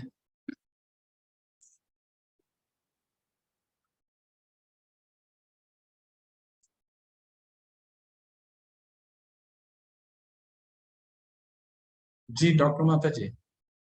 हरे कृष्ण माता जी, अनम्यूट कीजिए प्लीज। हरे कृष्ण प्रभु जी। हरे कृष्ण माता जी। जी जी बोलिए। एक क्वेश्चन पूछना था कि आज जो श्लोक 31 है 33 है वो एक बार से समझा दीजिए। स्त्रियों में जो कीर्ति वाला था उसमें मुझे एक चीज का पूछना है कि वाक का मतलब क्या होता है? श्री और वाक।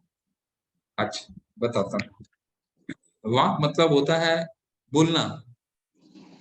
बस उस संदर्भ को और अच्छे से पढ़ के बताता हूँ आपको। वाक का मतलब होता है वैसे बोलना।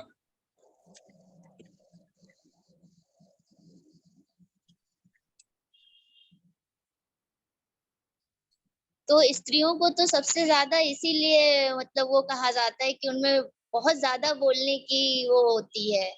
तो ये उनके कीर्ति को बढ़ाने वाला है या उनके अपयश को?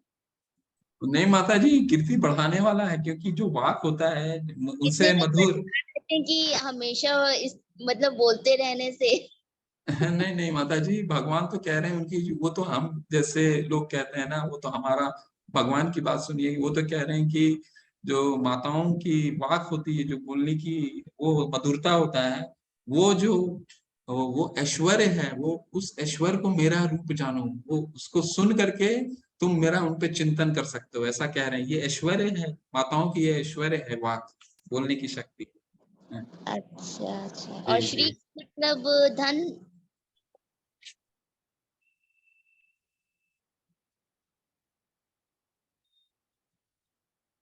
कौन सा श्लोक था माता जी? 34 नंबर का।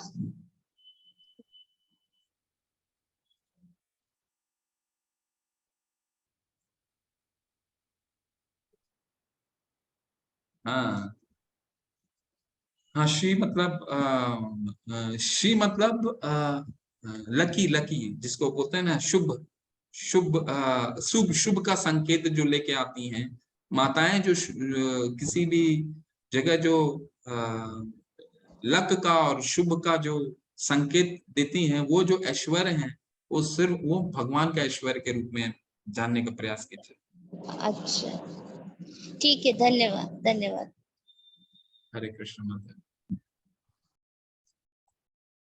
राहुल प्रभु, हरे कृष्णा प्रभु। राधे राधे गुरु जी। राधे राधे प्रभु।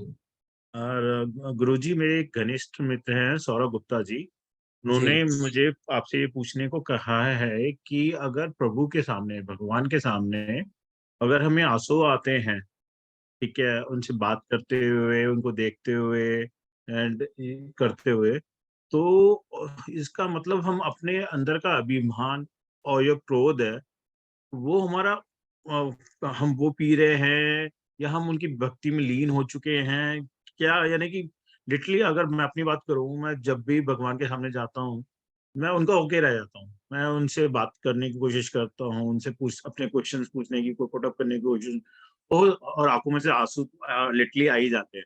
मेरे साथ भी होते हैं, तो कई लोगों के और के साथ भी होता है। तो हम वहाँ पे हम अपनी भक्ति में लीन होते हैं, या अपना अभिमान को पी रहे होते हैं, या क्रोध को पी रहे होते हैं। बहुत सुंदर प्रभु। वैसे आंख से जो आंसू आना, वो भगवान का बहुत उस विरह विरह रस बोला जाता है, ठीक है। वो बहुत एंड का है। तो संपूर्ण जब शरणागति हो जाती है, तब उस तरह के भाव उत्पन्न होते हैं, जैसे चैतन्य महाप्रभु के आंख से आंसू कभी रुकते ही नहीं थे, ठीक है। तो उसको विरह रस बोला जाता है, और ये बहुत ही एंड का पोजीशन है। मतलब इसको मैं अभी समझाना बहुत ही मुश्किल है, बट वो इस तरह का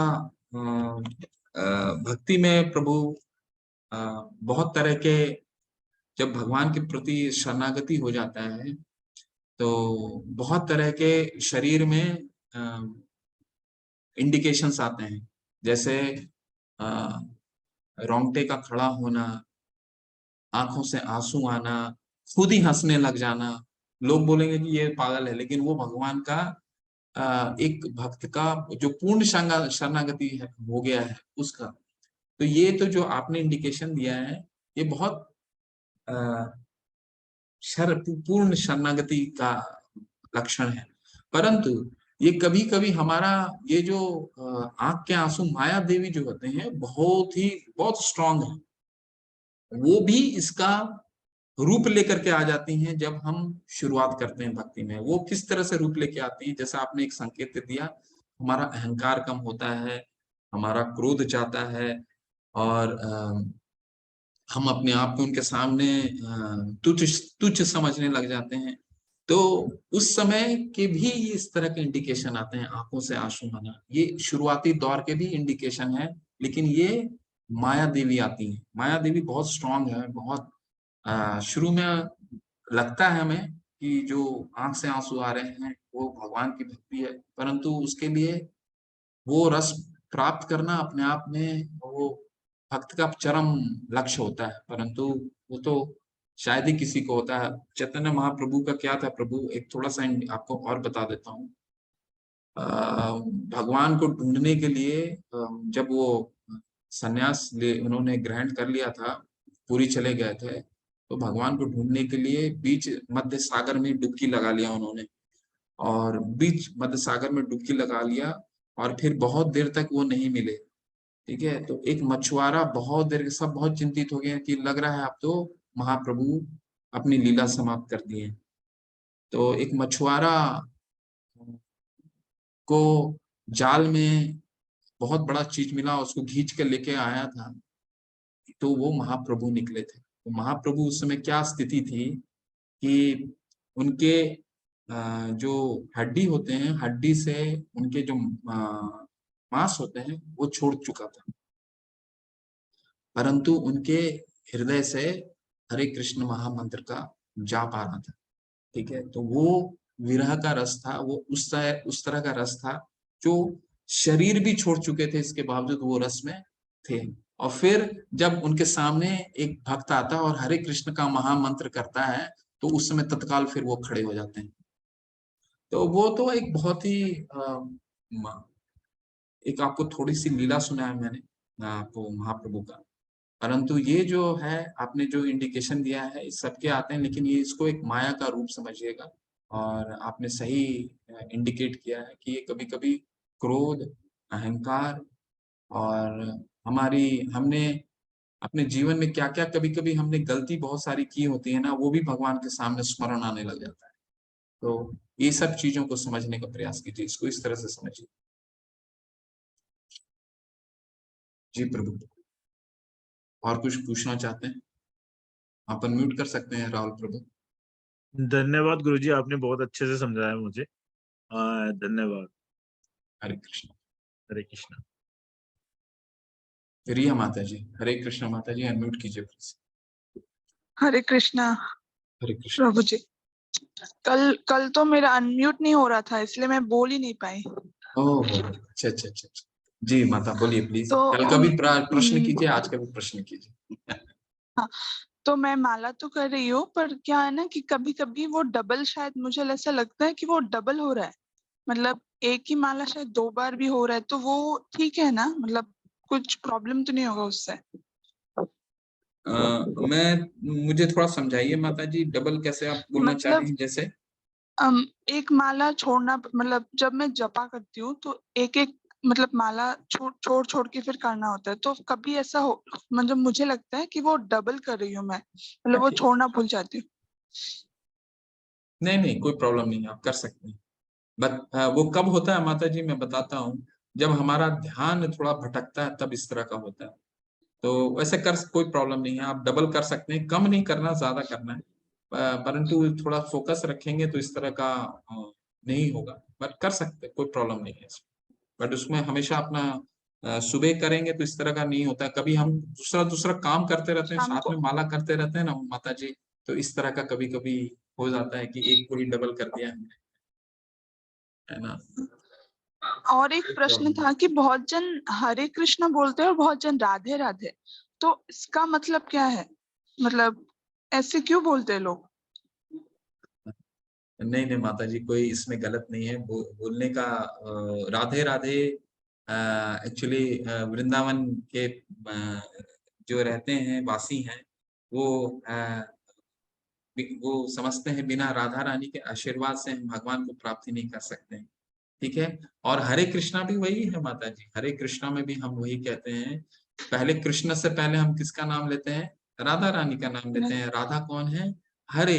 हरे कौन है? भगवान की आलाधनी शक्ति, यानी वो जो भगवान के हृदय को हर लेता है, हर लिए हैं, वो है भगवान की आलाधनी शक्ति। इसीलिए उसको हरा, हरा यानी भगवान की हृदय को उन्होंने हर लिया है, इसलिए वो हरे हैं।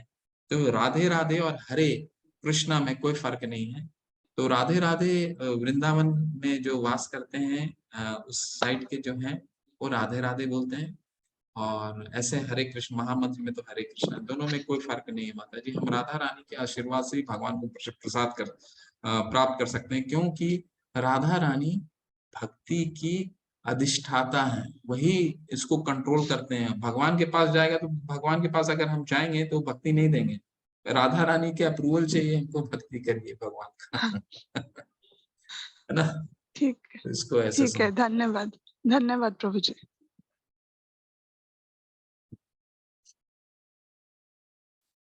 हरे कृष्णा माता जी, भारती माता जी अनम्यूट कीजिए प्लीज। हरे कृष्णा प्रभु जी। हरे कृष्ण माता जी।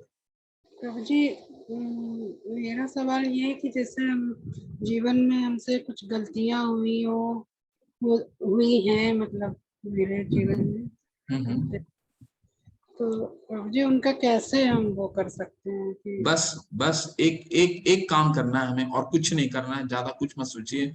माला उठाइए, माला हरे कृष्ण महामंत्र कीजिए, सारा आपका कलेश मिट जाएगा, सबका कलेश मिट जाएगा। आप उस पर कंसंट्रेट कीजिए माता जी, मत सोचिए कि हमारे जीवन में हमने पाप किए, सब पाप करके ही आए हैं सब। हम हर दिन इतना काम करते हैं, हर वक्त कितना काम वर्क करते हैं, कुछ भी करते हैं, कुछ ना कुछ तो कर्म कर ही रहे हैं ना। चाहे वो किताब पढ़ रहे हो, चाहे वो खाना बना रहे हो, चाहे वो हम कहीं जा रहे हो, कुछ ना कुछ कर्म करते हैं। तो उसमें कई गलतियां होती हैं, कुछ बहुत बड़े होते हैं, कुछ बहुत छोटी होती हैं। पर हम हरे कृष्ण महामंत्र करते हैं, तो इसको, ये मंत्र जो है मंत्रों का महामंत्र है, सब मंत्रों का राजा है। तो इसको कीजिए, सारा कलेश खत्म हो जाएगा आपको। और भगवान इस पे अगर चित्त आ गया आपको, अगर आपका मन लग गया और भगवान ने आपकी दृढ़ता को देख ली, तो आपको भगवान फिर क्या करेंगे, ददामी बुद्धि योगम, आपको बुद्धि देंगे कि आप भक्ति में और अग्रसर हो। वो खुद ही आएगा माता जी, आपकी श्रद्धा और विकसित होगी और विकसित होगी और विकसित होगी। तो ये भगवान बुद्धि देते हैं। तो सबसे प्रथम पहला स्टेप है भगवान के नाम पे रुचि लाना, भगवान का नाम को, स्मरण को स्टार्ट करना। जी प्रभु जी। प्रभु जी, जैसे कुछ किसी स्वार्थवश, जैसे बच्चे के भविष्य के लिए हम जानबूझकर कोई गलती कर दिए हो, तो उसके लिए मुझे कैसे क्षमा, मैं अंदर से मतलब ग्लानि होती रहती है कि हमने किसी के संग गलत किया, वही बच्चे के भविष्य के लिए जी, इसका बस प्रभु जी लगता है पश्चाताप कैसे करें, क्या करें? पश्चाताप करने की आवश्यकता नहीं है माता जी। हमको सिर्फ भगवान को शरण ग्रहण करना है। सारे भगवान 18 अध्याय के 66वां श्लोक में बोलेंगे, सर्वधर्मान् परित्यज्य माम एकम शरणं व्रज अहम त्वाम सर्व पापेभ्यो मोक्षयिष्यामि मा शुचा। तुम सब धर्म को त्याग कर मेरी शरण ग्रहण कर लो, मैं सारे पापों से तुमको मुक्त कर दूंगा। ठीक है। तो जब विभीषण उन्होंने अपने रावण का, अपने भाई का, असुर थे, उन्होंने कितना साथ दिया था। इसके बाद भी जब भगवान राम के पास आए, तो छोड़ करके उनका शरण ग्रहण करने के लिए, तो वहां पे हनुमान जी भी थे और सुग्रीव जी भी थे, और वो भगवान राम पे बिल्कुल, पुरुषोत्तम भगवान पे एकदम क्रोध हो गया कि ये आदमी को आपने एंट्री कैसे दे दिया यहाँ पे, ये तो इतना पाप करके आया, और यहाँ पे हमारा सारा ये गुप्तचर है, हमारा सारी योजनाओं को जाकर के अपने भाई को बताएगा। लेकिन भगवान राम ने क्या बोला, शक्रदेव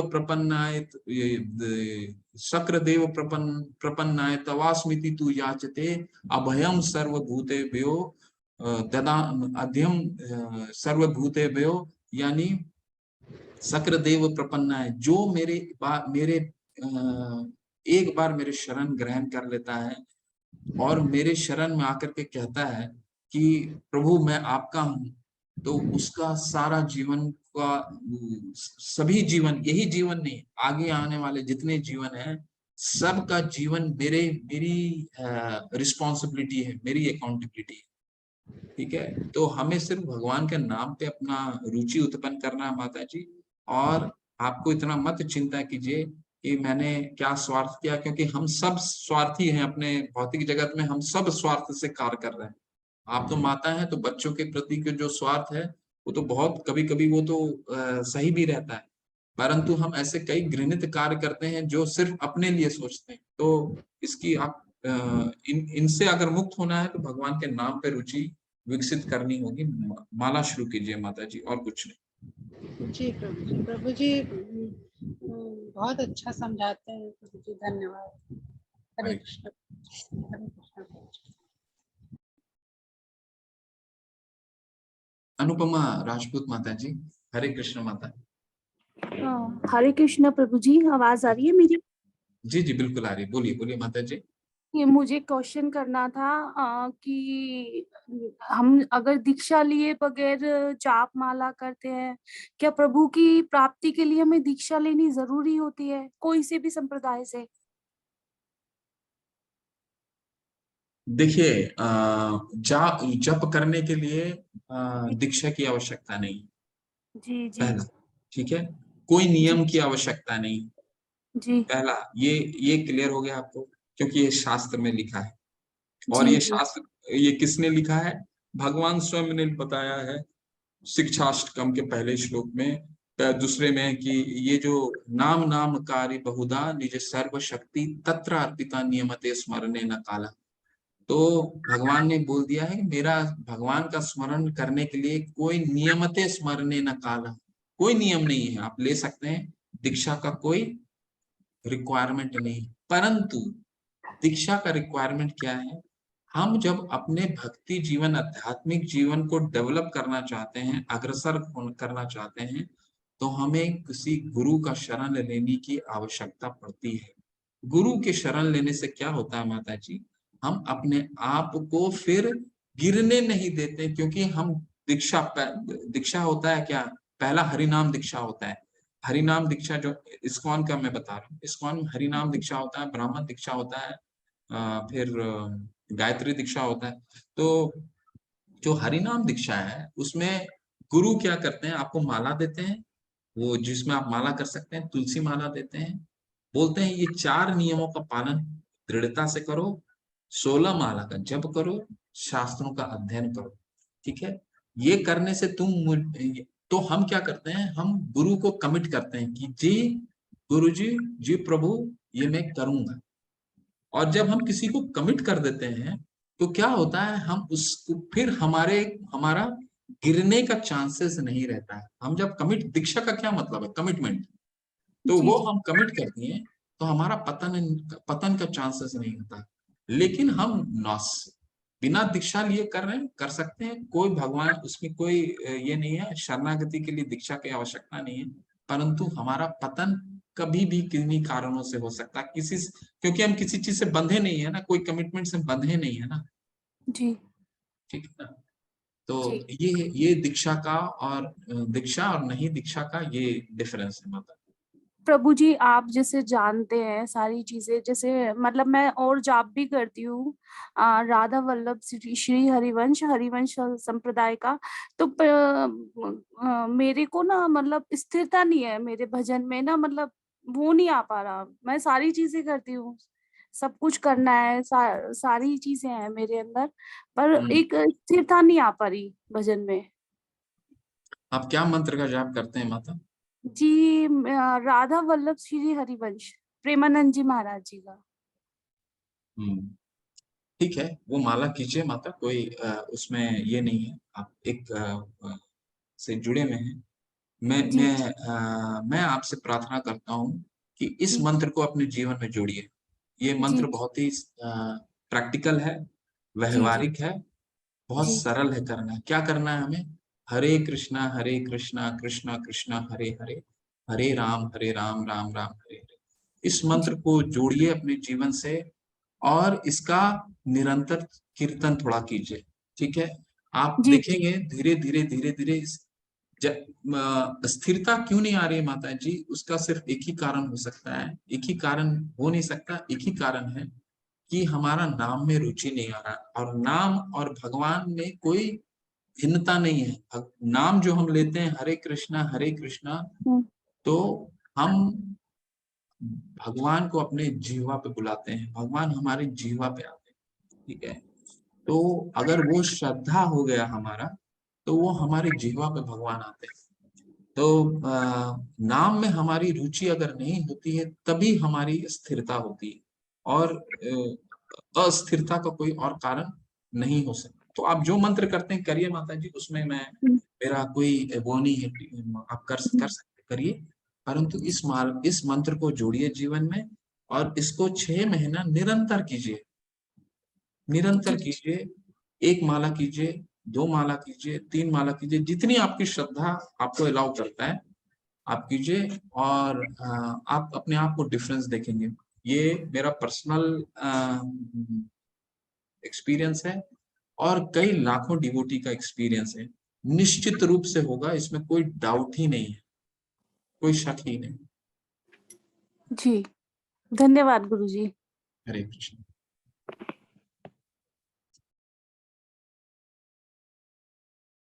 और दूसरा माता जी एक और इम्पोर्टेंट चीज है, वो कहना रह गया मेरे से, भक्तों का संग। ये हम भक्ति में अपने आप अगर हम भक्ति करना चाहेंगे ना, तो भक्ति में वो हमारी प्रगति वैसी नहीं होगी।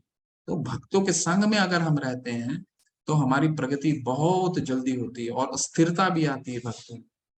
तो भक्तों के संग कैसे रहेंगे, तो इस्कॉन में बहुत उसका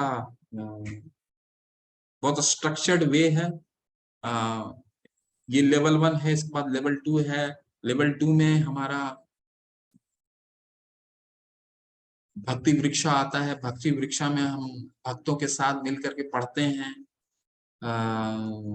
फिर शास्त्रों का अध्ययन साथ में करते हैं, फिर कीर्तन साथ में करते हैं। तो एक एसोसिएशन जो होता है ना, वो बहुत ही महत्वपूर्ण है। हमारा श्रद्धा को वही, जैसे भक्ति के 9 सोपान होते हैं, 9 भक्ति लता बीज होता है। तो उसमें श्रद्धा पहला आता है, श्रद्धा। दूसरा आता है साधु संग। तो श्रद्धा हमारी विकसित हो गई, जैसे आपकी बहुत श्रद्धा विकसित है, तो आपकी श्रद्धा विकसित हो गई। लेकिन दूसरा क्या है, साधु संग। साधु का संग नहीं होगा तो हमारी उन्नति जो है आध्यात्मिक जगत, आध्यात्मिक जीवन का, वो रुक जाता है माता। तो भक्तों का संग बहुत इंपॉर्टेंट है। सैमसंग, आप अपना नाम लिखिए माता जी। आप अनम्यूट कीजिए। Samsung SM8528B। बोले। हरे कृष्ण प्रभु जी। हरे कृष्ण माता जी। जी बोलिए। मैं सुषमा बोल रही हूँ। मुझे तो वैसे मैं गृहस्थी हूँ, मैंने अभी गुरु मंत्र तो कोई लिया नहीं, लेकिन मैंने सुना है कि गुरु मंत्र तो कान में ही बोलते हैं, मंत्र जो भी है। लेकिन जो ये हरे कृष्णा हरे रामा राम राम हरे हरे, ये तो सभी के लिए मंत्र है कि मतलब जैसे जपना है तो ऐसे ही जपना है क्या ये?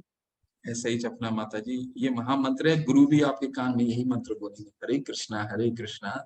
और वो जब गुरु आपके कान में वो मंत्र बोल देंगे तो आप वो मंत्र आपके कान में जीवन भर गूंजेगा। हाँ जी। तो वो मंत्र यही है माता जी, और कोई दूसरा मंत्र नहीं। नहीं, और ये नियमित समय है कि कितनी बार ये माला जपनी चाहिए, मतलब दिन में, या मतलब आप कभी मतलब बार बार जप सकते हैं, या इसका नियमित समय भी होता है, या कितनी बार नहीं, पूरे दिन में? जी जी जी जी, मैं समझ गया। ये 16 माला होते हैं। मिनिमम रिक्वायरमेंट है कम से कम 16 माला। हमारे आचार्य तो वैसे 64 बोले थे, लेकिन प्रभुपाद जी हमारा भक्ति को जानते थे कि आगे आने वाले ये लोग तो नहीं कर पाएंगे, तो इनके लिए हमारे मिनिमम 16 माला उन्होंने दिया है कि 16 शुरुआत मिनिमम। 5 बजे ब्रह्म मुहूर्त से करनी चाहिए कि? बिल्कुल बेस्ट टाइम है ब्रह्म मुहूर्त। ब्रह्म मुहूर्त सबसे अच्छा समय, सबसे अच्छा समय। सुबह उठिए, माला कीजिए। हाँ जी। आपका मोबाइल से कोई डिस्टरबेंस नहीं है। जब आपके घर में सभी लोग सोए रहेंगे, आप आराम से जप कर रहे हैं, ठीक है। रात को भी कर सकते हैं, रात को भी मतलब बिल्कुल बिल्कुल रात का भी समय मतलब कर सकते हैं, जब बिल्कुल भी बिल्कुल। मर्जी हो। मन इसके आपका लिए जब भी मन करे आप माला कर सकते हैं।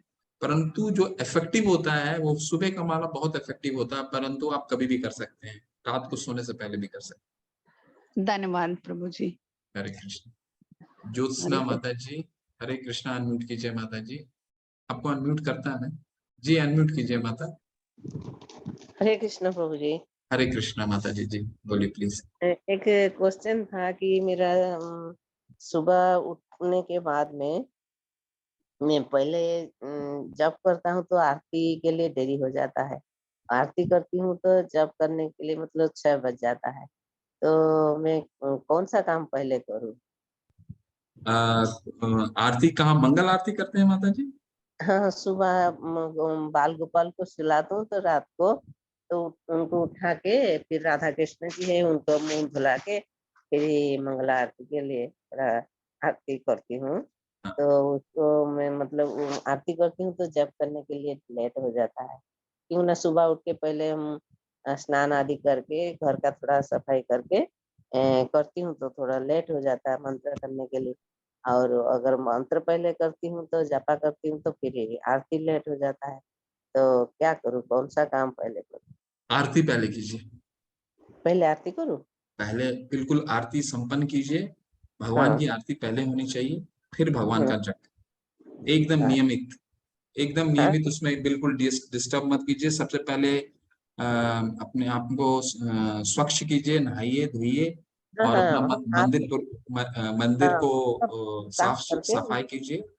हाँ, करके आ, फिर मैं भगवान जी को उठाती हूँ, हाँ उठाकर फिर आरती करती हूँ। जी। तो जिस दिन हम पहले जप कर लेती हूँ तो फिर आरती लेट हो जाता है, भगवान जी को उठाने में देरी हो जाता है। तो यही मेरे द्वंद्व है कि हम क्या कौन सा काम पहले करें। बिल्कुल आरती पहले कीजिए, फिर जपा कीजिए। वो 6 बजे के बाद हो जाता है, मतलब कोई क्या बात ठीक नहीं, है? अच्छा, कोई ठीक बात नहीं। कितना जपा करती हैं माता? है। सुबह एक माला हो जाता है, शाम को एक माला हो जाता है। ठीक है, ऐसे ठीक है, ठीक है। आप मतलब कीजिए, बहुत बहुत अच्छा है। हरि सारा बोल, काम हरि बोल। का रहता है तो उसको भी सब करना पड़ता है। जी जी जी जी। और गीता भगवत भी पढ़ना पड़ता है इसलिए। बहुत और सुंदर, हरि बोल। बहुत अच्छा लगा आपको सुन के। आप पहले आरती कीजिए माता जी, फिर जपा कीजिए। अच्छा, ठीक है प्रभु जी। हरे हम कृष्ण। 2 दिन से कोशिश कर रहे थे क्वेश्चन करने के लिए, लेकिन मेरा मेरा लाइन नहीं मिल रहा था। नहीं, हैंड रेस करके रखिए। मैं बिना क्वेश्चन लिए हुए मैं छोड़ूंगा नहीं क्लास। क्वेश्चन सबका लूंगा। कोई ऐसा कारण ही होगा तो मैं जाता हूँ, नहीं तो बिना क्वेश्चन लिए हुए सबका क्वेश्चन। आप लोग जाइएगा मत। सार्थक माता जी, अनम्यूट कीजिए। सार्थक सिंह,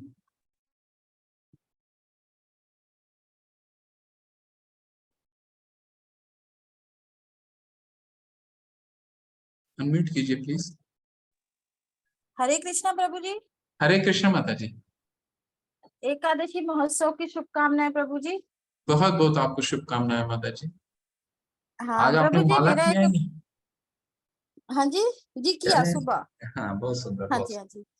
जी माता जी। प्रभु जी, जी एक प्रश्न ये था कि एकादशी का पारण कैसे करते हैं? सुबह मुंह में सबसे पहले मतलब चावल ही लेना होता है या कैसे करते हैं?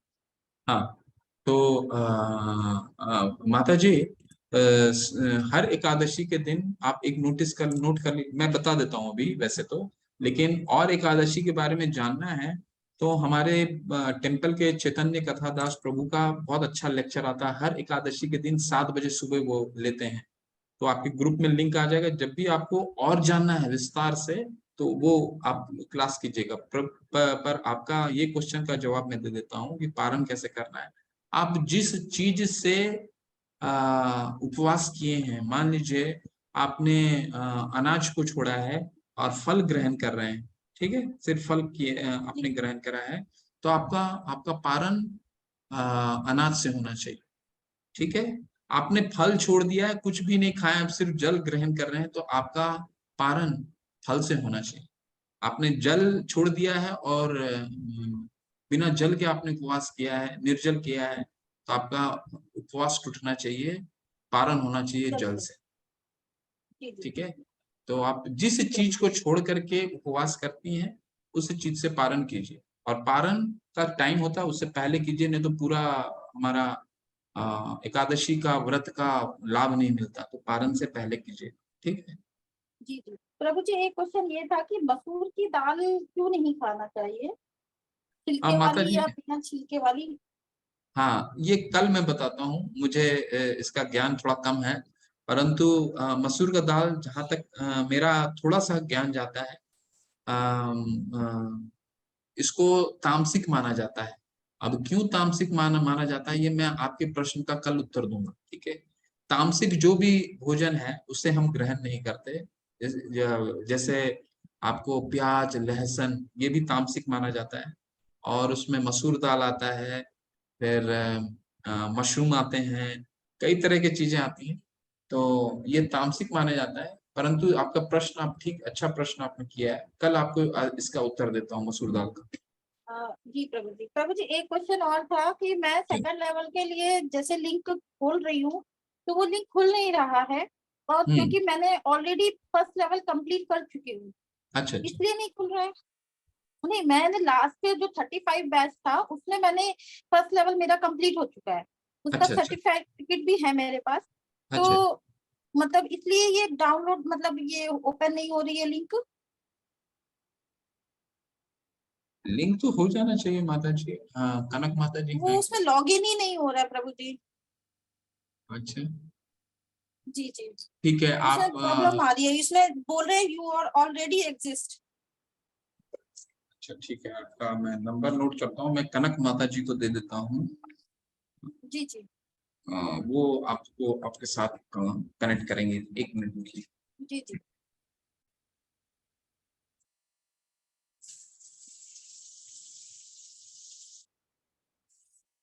आप किस नंबर से करते हैं माता जी? आप अपना नंबर मुझे बताइए, मैं कल कनक माता से बात करके आपको प्रॉब्लम को सॉल्व करने की कोशिश करता हूँ।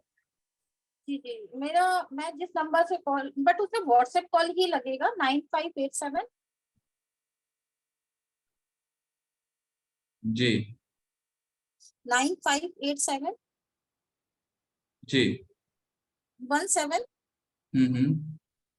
2650। ठीक है, मैं कल एडमिन से बात जी करता हूँ। जी वो जी जी जी टेम्पल से आपको कल कनेक्ट करवाता हूँ। टेम्पल आपके जी यहाँ जी आपको प्रभु जी फोन पे बात करेंगे, ठीक जी है? जी प्रभु जी एक क्वेश्चन, छोटा सा एक क्वेश्चन और लेंगे। हाँ हाँ बिल्कुल बिल्कुल प्रभु जी पूछिए। प्रभु जी एक मतलब मन में डाउट है कि जैसे जगन्नाथ जी प्रभु हैं, उनकी कथाएं, दो कथाएं हैं। एक कथा तो ये है कि जब द्वारका में सारी रानियां मिल करके वो राधा जी के बारे में जानने का उत्सुक हुई, तो उन्होंने रोहिणी माता से पूछा कि मतलब राधा के बारे में आप बताइए। तो उन्होंने बोला कि अगर मैं बोलूंगी तो कान्हा यहीं पे आकर आ जाएंगे, तो वो विचलित हो जाएंगे।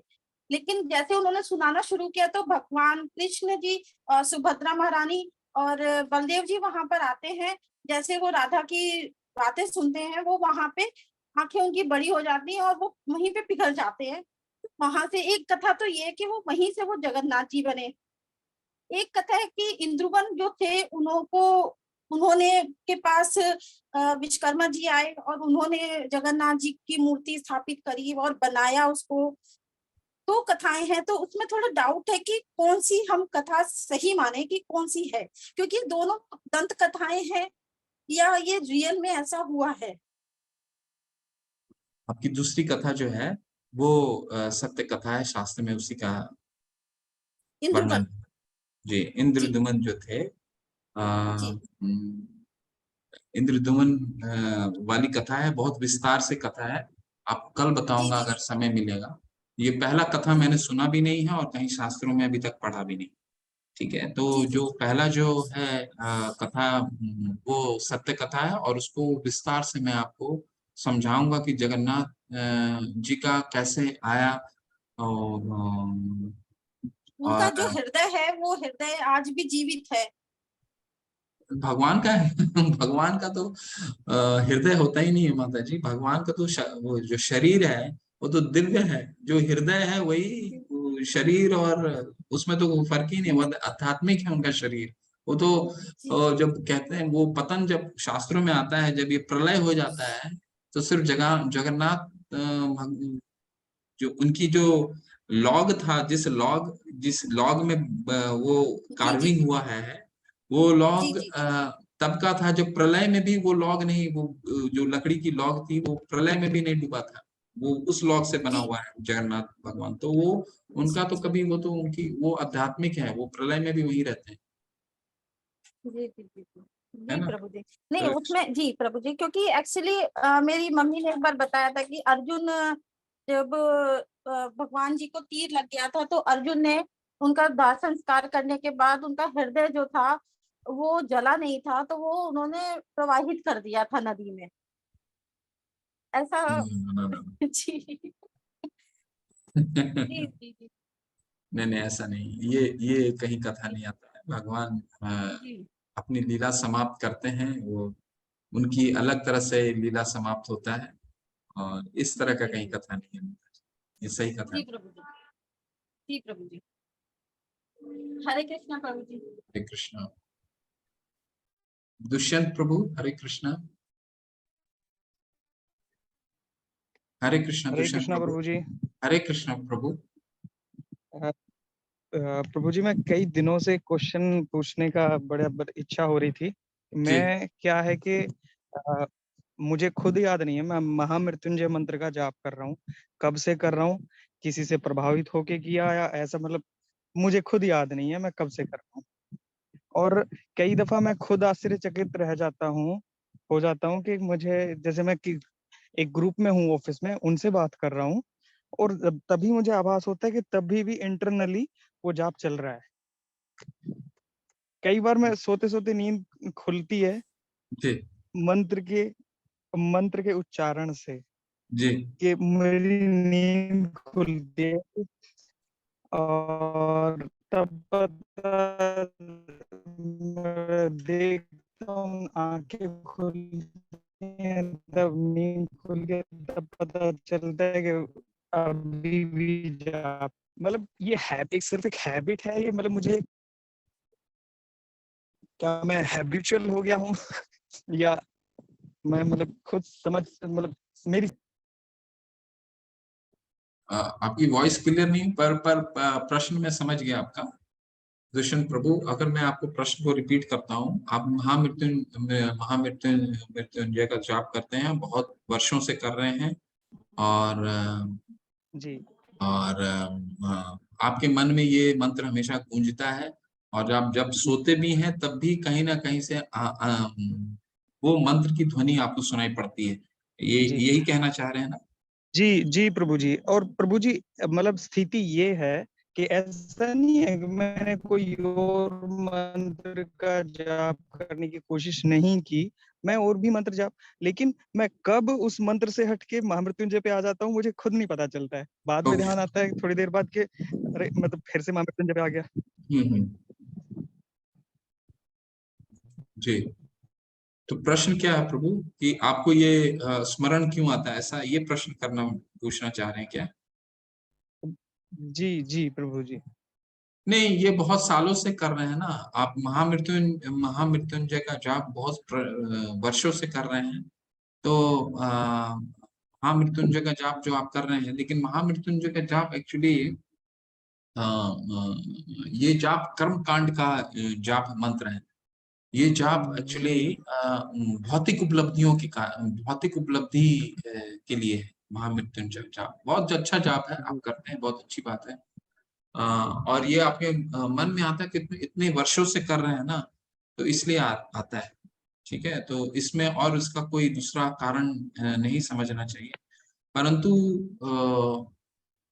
ये जाप आध्यात्मिक नहीं हो पाता है कभी। आध्यात्मिक मतलब क्या होता है प्रभु, कि हम एक जाप करते करते करते करते हम अपने हृदय में भगवान को देखने लग जाते हैं। एक समय ऐसे आता है कि मान लीजिए आपने कोई अर्च विग्रह आपको बहुत पसंद है, वो अर्च विग्रह आप उसको, पहले तो आपको मन भटकता है, मंत्र करते हैं, मन भटकता है, लेकिन जो आध्यात्मिक मंत्र होते हैं, जैसे हरे कृष्ण महामंत्र है, ये आप एक जी समय ऐसा आता है कि किसी अर्च विग्रह को अपने हृदय में देखते हैं और आपका मन स्थायी हो जाता है।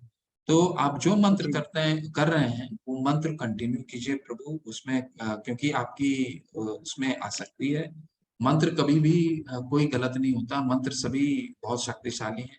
बस आपसे जी एक ही प्रार्थना करूंगा कि इस मंत्र को, क्योंकि ये आध्यात्मिक मंत्र है और आप जो मंत्र कर रहे हैं वो भौतिक मंत्र है, तो दोनों में थोड़ा अंतर होता है, क्योंकि ये भगवान से हमें जोड़ता है ये मंत्र। तो इस मंत्र को जी अपने जीवन में आप ऐड कीजिए, इंक्लूड कीजिए। जी ठीक है, जी प्रभु जी। ठीक है जी। निधि माता जी, हरे कृष्ण माता। हरे कृष्ण गुरुजी। हरे कृष्ण माता जी। गुरुजी, बस मुझे ये पूछना था कि मैंने अपने घर में लड्डू गोपाल जी रखे हुए हैं, तो उनको सुबह में हम लोग क्या करते हैं कि जल और तुलसा जी अर्पित करते हैं, तो तुलसा जी उनको किस किस दिन देनी चाहिए और किस किस दिन नहीं देनी चाहिए? किस तरह से देनी चाहिए, किस तरह से नहीं देनी चाहिए नहीं, माता किस जी? किस दिन देनी चाहिए और किस दिन नहीं देनी चाहिए? क्योंकि एकादशी पे तो बोलते हैं देनी चाहिए, मगर एकादशी पे कोई बोलता है तुलसा जी तोड़नी नहीं चाहिए, हाँ, एकादशी में तो कोई बोलते तुलसी हैं जी बिल्कुल नहीं तोड़ना है माता। हाँ जी, मगर वो एकादशी पे कृष्ण जी को चढ़ाते ज़रूर हैं, तो क्या हम पहले दिन रखें? ये हाँ, सब हाँ, मेरे को पूछना है हाँ, थोड़ा-सा। उसका कारण बता देता हूँ। तुलसी महारानी को पहले ही आप प्लग करके रख लीजिए। तुलसी महारानी भगवान की भक्ति करती सबसे बड़ी भक्त हैं और भगवान की भक्ति करती हैं और उस दिन वो उपवास रखती हैं, अच्छा, एकादशी। अच्छा। ठीक है?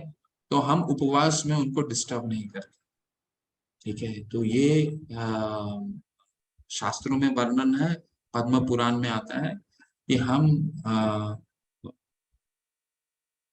तुलसी महारानी को आप हर दिन उनको चरण में दे सकते हैं, लेकिन सिर्फ उस दिन जिस दिन वहां वो भी निर्जला उपवास करती हैं, बिना जल के उपवास करती हैं तुलसी महारानी, तो उस दिन उनको प्लग नहीं करना है। पहले दिन प्लग करके रख करके भगवान को अर्पित कीजिए। अच्छा, तो जैसे वो निर्जला व्रत रखती हैं, तो उस दिन हमें उनको जल भी नहीं चढ़ाना नहीं चाहिए? नहीं, जल आप दीजिए, क्योंकि ये तो सूख जाएंगी, ये निर्जला व्रत, क्योंकि ये तो एक्चुअली वनस्पति तो हम समझते हैं ना माता जी, लेकिन वो वनस्पति नहीं है। हमें तुलसी महारानी को अपने घर में एक साकार रूप में उनकी सेवा करनी है।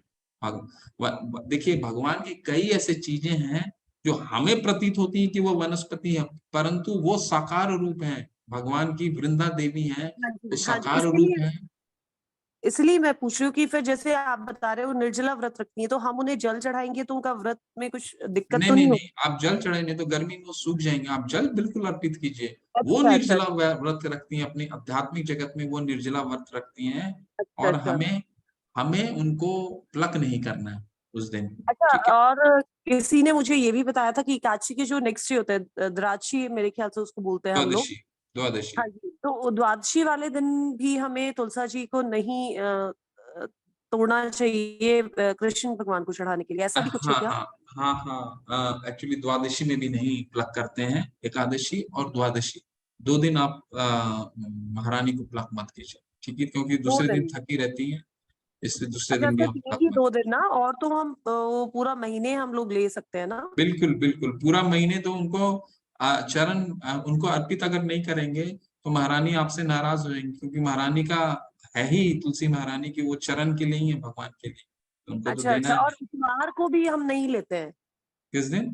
इतवार को, संडे को?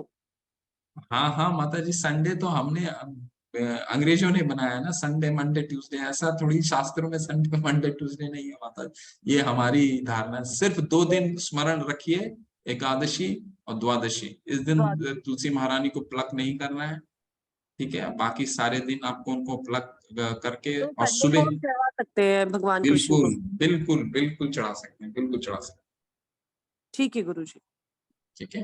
हरे कृष्ण। हरे कृष्ण।